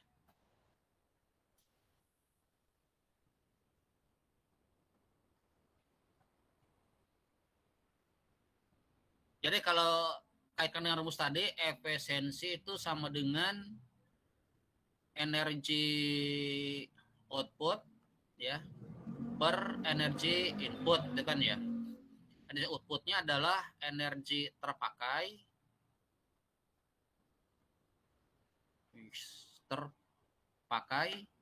plus energi losses per energi input ya. Maka semakin tinggi energi losses, ini akan semakin turun. Kan itu ya, betul nggak? Sorry, ini kurangi ya, ini min. Ya. Sorry, ini plus.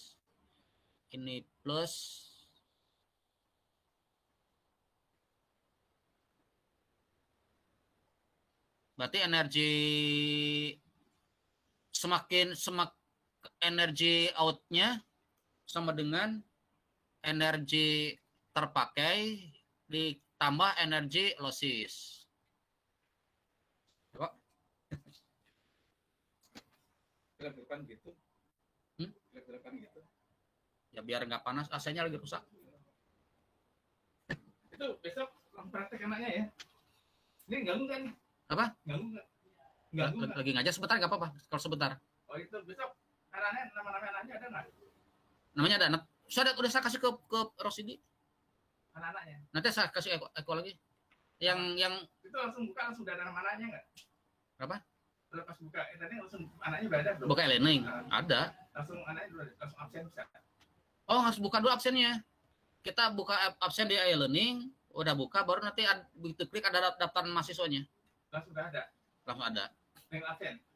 Jadi kita ngebuat lagi kan? Oh enggak, itu langsung sistem ada sistemnya yang anak langsung ngisi absen, ada yang kita isikan absennya.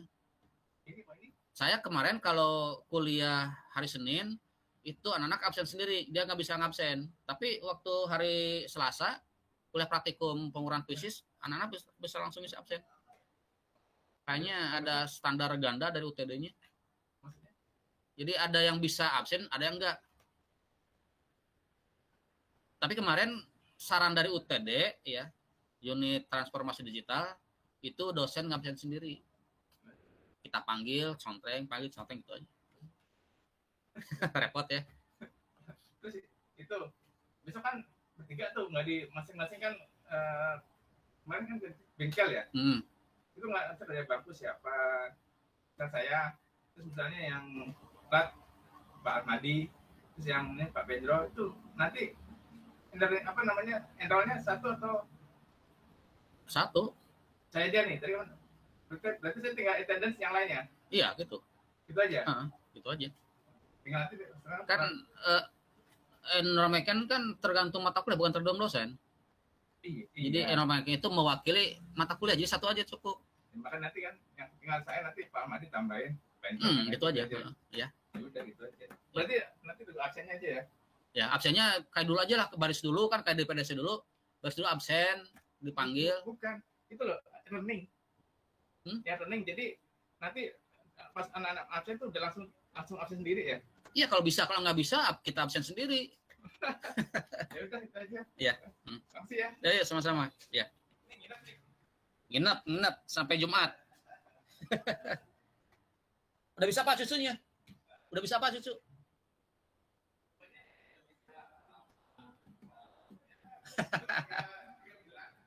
Tiga bulan ya? Oh iya.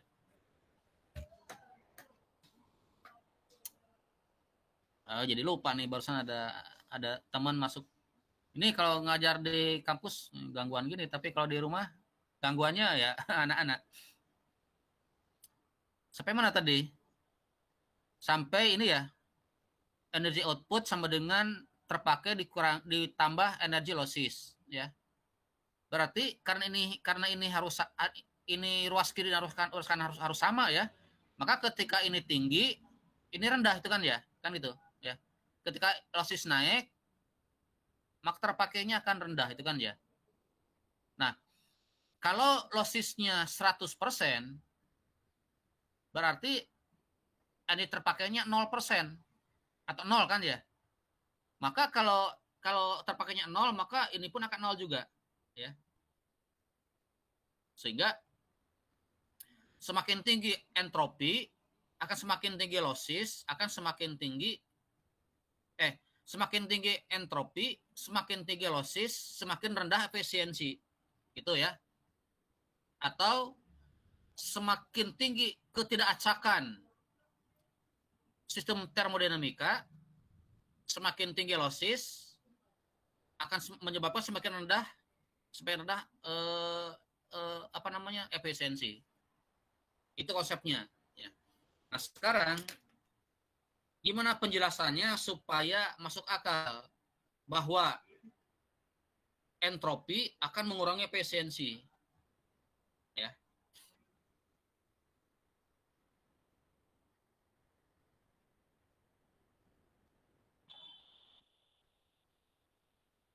Ini biar Anda paham ya filosofisnya, karena kalau tidak paham filosofisnya, kesananya nanti Anda akan meraba-raba ya, tidak betul-betul paham. Saya ilustrasikan, saya akan mengkonversi energi panas menjadi energi mekanik. Ya. Tadi kan dikatakan bahwa energi panas adanya di boiler itu kan ya. Kan itu ya. Energi mekanik adanya di turbin ya. Nah, gitu. Saya ingin mengkonversi energi panas menjadi energi mekanik dengan metode yang sangat sederhana. Misalkan boilernya saya asumsikan dengan ini, saya punya wadah ya berbentuk silinder ya. Wadah berbentuk silinder. Saya isi dengan air. Nah, gitu ya. Saya panaskan. Ini saya panaskan. Jadi kan ada pemanasan air kan ya. Pemanasan air kan terjadi di boiler kan ya. Saya panaskan dengan nilai kalor Q. Saya celupkan baling-baling yang ada porosnya, ya. Kira-kira ini berputar enggak?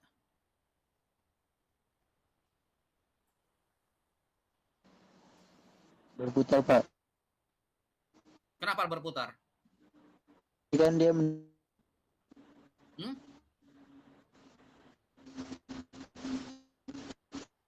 dia baling-baling.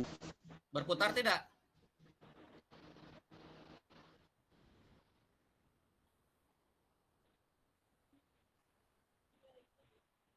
Ya katakanlah berputar ya. Katakan berputar. Nah gitu ya.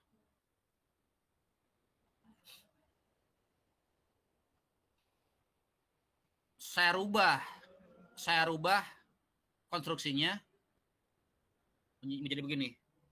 Ya.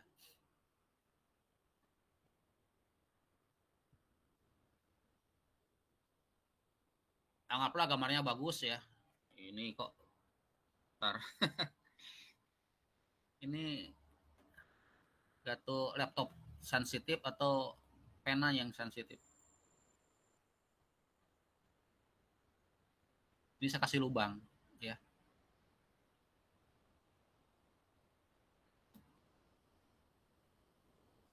Ini kasih lubang ya. Ini air. Ini kita panaskan.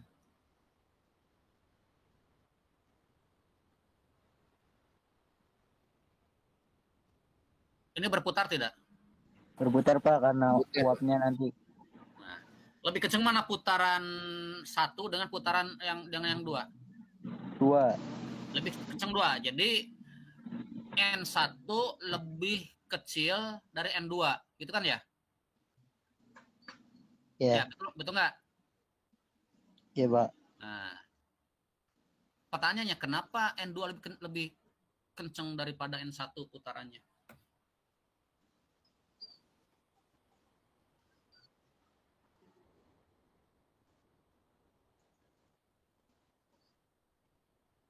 Anda kaitkan dengan kalimat tadi, dengan kalimat ukuran derajat ketidakteraturan. Ini mestinya dibahas di termodinamika ya. Tapi kayaknya di termo nggak dibahas tentang konsep entropi. Kenapa N1 lebih kecil daripada N2? Anda kaitkan dengan kalimat ini.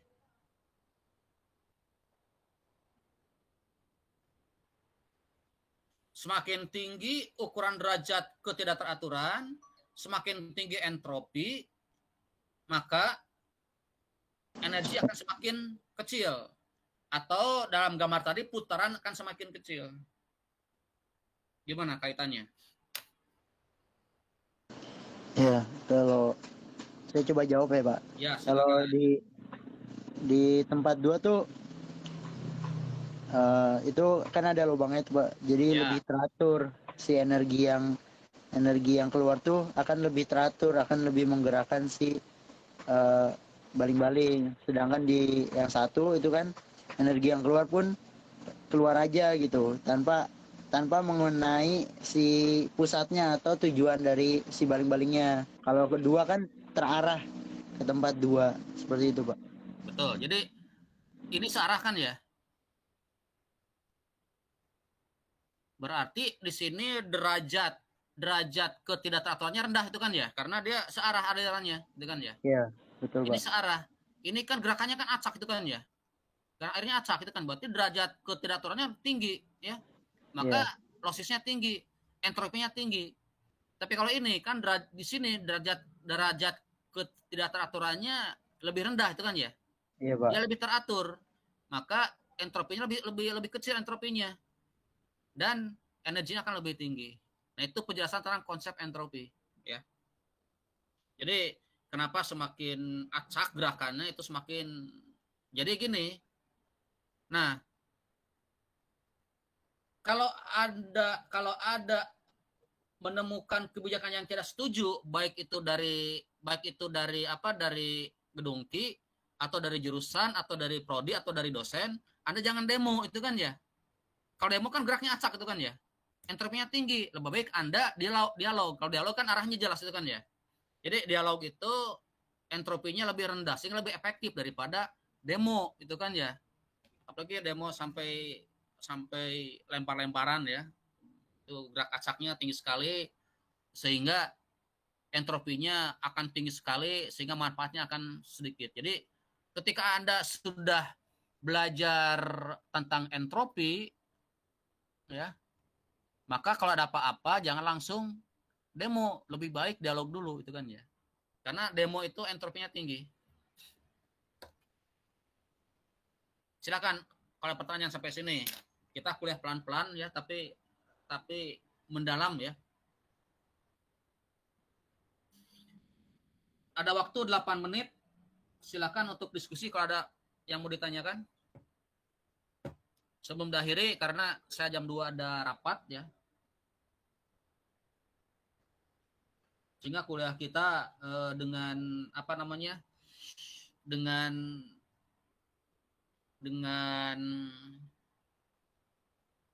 sangat menyesal ya, tidak sampai penuh.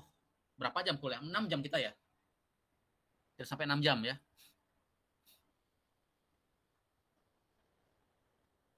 Silakan kalau ada yang mau ditanyakan atau mau dibantah atau mau komentar silakan. Jadi apa yang saya sampaikan belum tentu benar ya. Kalau misalkan Anda mau membantah silakan bantah saja kan ya, karena ilmu itu berkembang karena adanya saling bantah membantah untuk mencari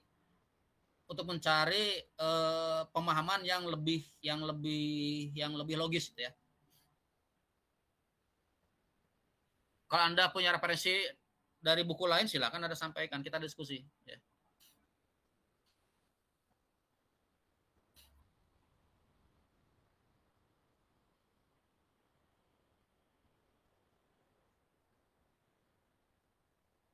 Jadi yang ngajar berdua ya, saya dengan Bu Arifia. Jadi saya dan Bu Arifia sudah sepakat bahwa saya mengajar dari mulai minggu pertama sampai UTS ya. Nanti setelah UTS sampai UAS yang ngajar Bu Arifia ya. Dan pembagiannya saya di bagian turbin gasnya, Bu Arifia di bagian turbin uapnya ya. Tapi kalau saya ngajar biasanya ngacak ya, saya ngajar tidak fokus pada satu materi, tapi yang saya kaitkan dengan materi-materi yang lain, sehingga ketika saya ngajar turbin gas nanti ada kemungkinan saya juga akan mengajar termodinamikanya, saya akan mengajar juga mekanika fluidanya, saya akan mengajar juga elemen mesinnya, saya akan mengajar juga tentang mekanika tekniknya, saya juga akan mengajar tentang sistem kontrolnya, saya juga mengajar tentang sistem instrumentasi dan pengukuran. Tergantung nanti materi yang akan dibahas itu kaitannya kemana, itu kan ya. Jadi seperti itu ya. Jadi saya tidak hanya fokus membahas tentang turbin gas, tapi materi kuliah lain pun akan tersangkut paut karena pasti ada sangkut pautnya. Sehingga ketika saya ngajar, Anda siapkan buku catatan dari mulai semester 1 sampai semester 3 gitu ya. Sehingga begitu saya bertanya, Anda bisa langsung buka catatan, Anda bisa langsung menjawab. Ya, sehingga tidak ada delay, itu kan ya. Semakin sedikit delay kuliah kita, maka materi yang dibahas akan semakin banyak ya. Tapi kalau saya bertanya, Anda lambat menjawab, ada delay kan ya. Maka semakin banyak delaynya, maka materi yang tersampaikan itu akan semakin sedikit. Sehingga kalau bisa begitu saya nanya, Anda langsung jawab, mau salah mau benar itu urusan belakang. Yang penting Anda berani jawab dulu. Jangan takut salah, itu kan ya. Ya.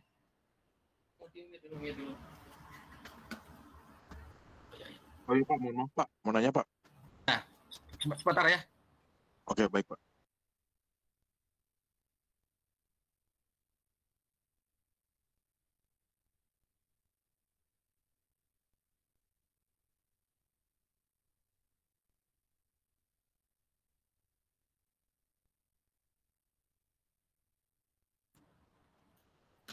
Ya gimana? Yang mau ditanya, silakan. Ini Pak, berarti minggu depan kita udah masuknya offline kan Pak? Nanti. Mudah-mudahan offline ya, iya. Kenapa kalau offline? Enggak Pak, saya kalau online gini terus yang pelajarannya agak susah kayak termodinamika, terus kayak turbin gas ini kayak saya kalau kurang online kurang dapat memahami Pak dengan baik. Pengennya offline gitu Pak. Jadi adanya maunya offline gitu ya? Betul Pak. Ya, Biar boleh. paham. Boleh, siap. Kita kuliahnya offline ya. Kecuali kalau saya ada halangan, ya mungkin bisa ada kuliah tambahan di minggu berikutnya, atau mungkin bisa malamnya online itu ya. Tapi tujuan kita kuliah kita offline. Tapi kalau misalkan saya ada halangan, misalkan saya waktu jam mengajar saya tidak bisa kan ya, berarti tidak ada kuliah, nanti lanjutkan mungkin sore atau malamnya dengan online gitu ya. Tapi niat kita sekarang kuliahnya offline ya. Karena yang online itu kuliahnya kurang maksimal ya, diskusinya juga kurang maksimal juga ya. Baik, silakan yang lain. Kalau ada pertanyaan atau ada usulan.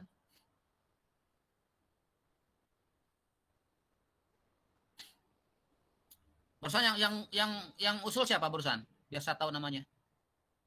Rifki Pak. Oh, Rizky. Oh ya. Rifki ya. Betul Pak. Iya, siap. Silakan kalau ada usulan lagi. Atau ada yang mau ditanyakan. Tanya apapun boleh. Tanya mata kuliah apapun boleh ya. Selama saya bisa menjawab akan saya langsung jawab. Kalau saya tidak bisa menjawab mungkin saya minta waktu untuk menjawab ya. Biar saya bisa buka buku referensi dulu ya. Tapi walaupun judul kuliah kita turbin gas, tapi Anda diskusi mata kuliah apapun silahkan ya. Kita berdiskusi. Pak, izin tanya. Ya, silakan. Ini untuk mata kuliah kerja plat berarti dosennya juga sama Bapak ya Pak? Nanti di labnya Pak?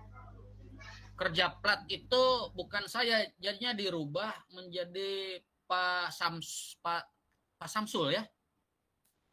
Karena begini, awalnya diajukan saya. Tapi karena beban saya tinggi ngajar, dan Pak Samsul bebannya masih belum memenuhi syarat ya, maka dialihkan ke Pak Samsul. Jadi kerja plat itu bukan saya, kalau tidak salah Pak Samsul ya.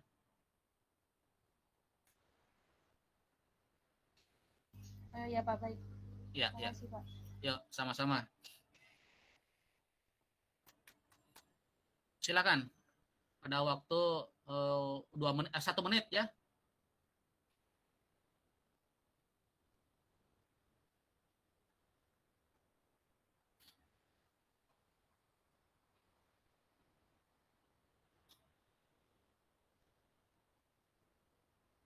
Ya, Anda juga nanti bisa main-main ke lab ya, bincang-bincang dengan saya tentang apapun ya.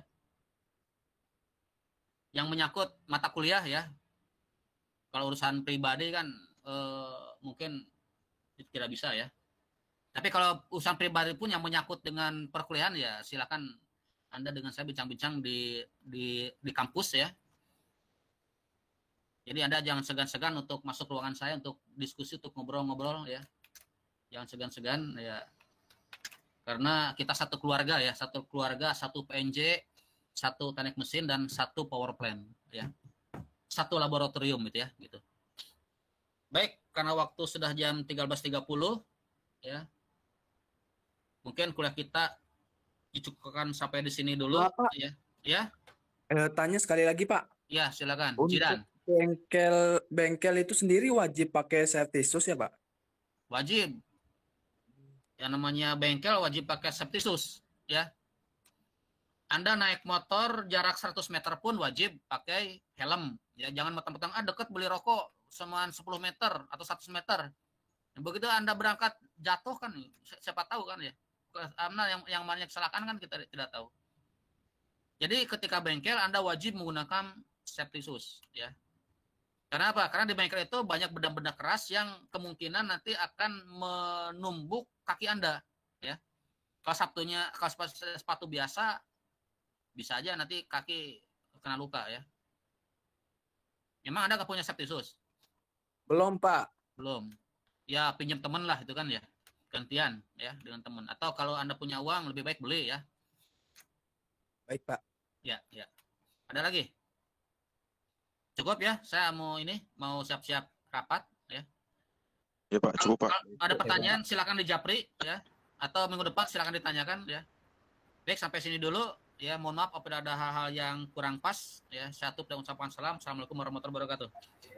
Waalaikumsalam warahmatullahi wabarakatuh. Terima kasih banyak Pak.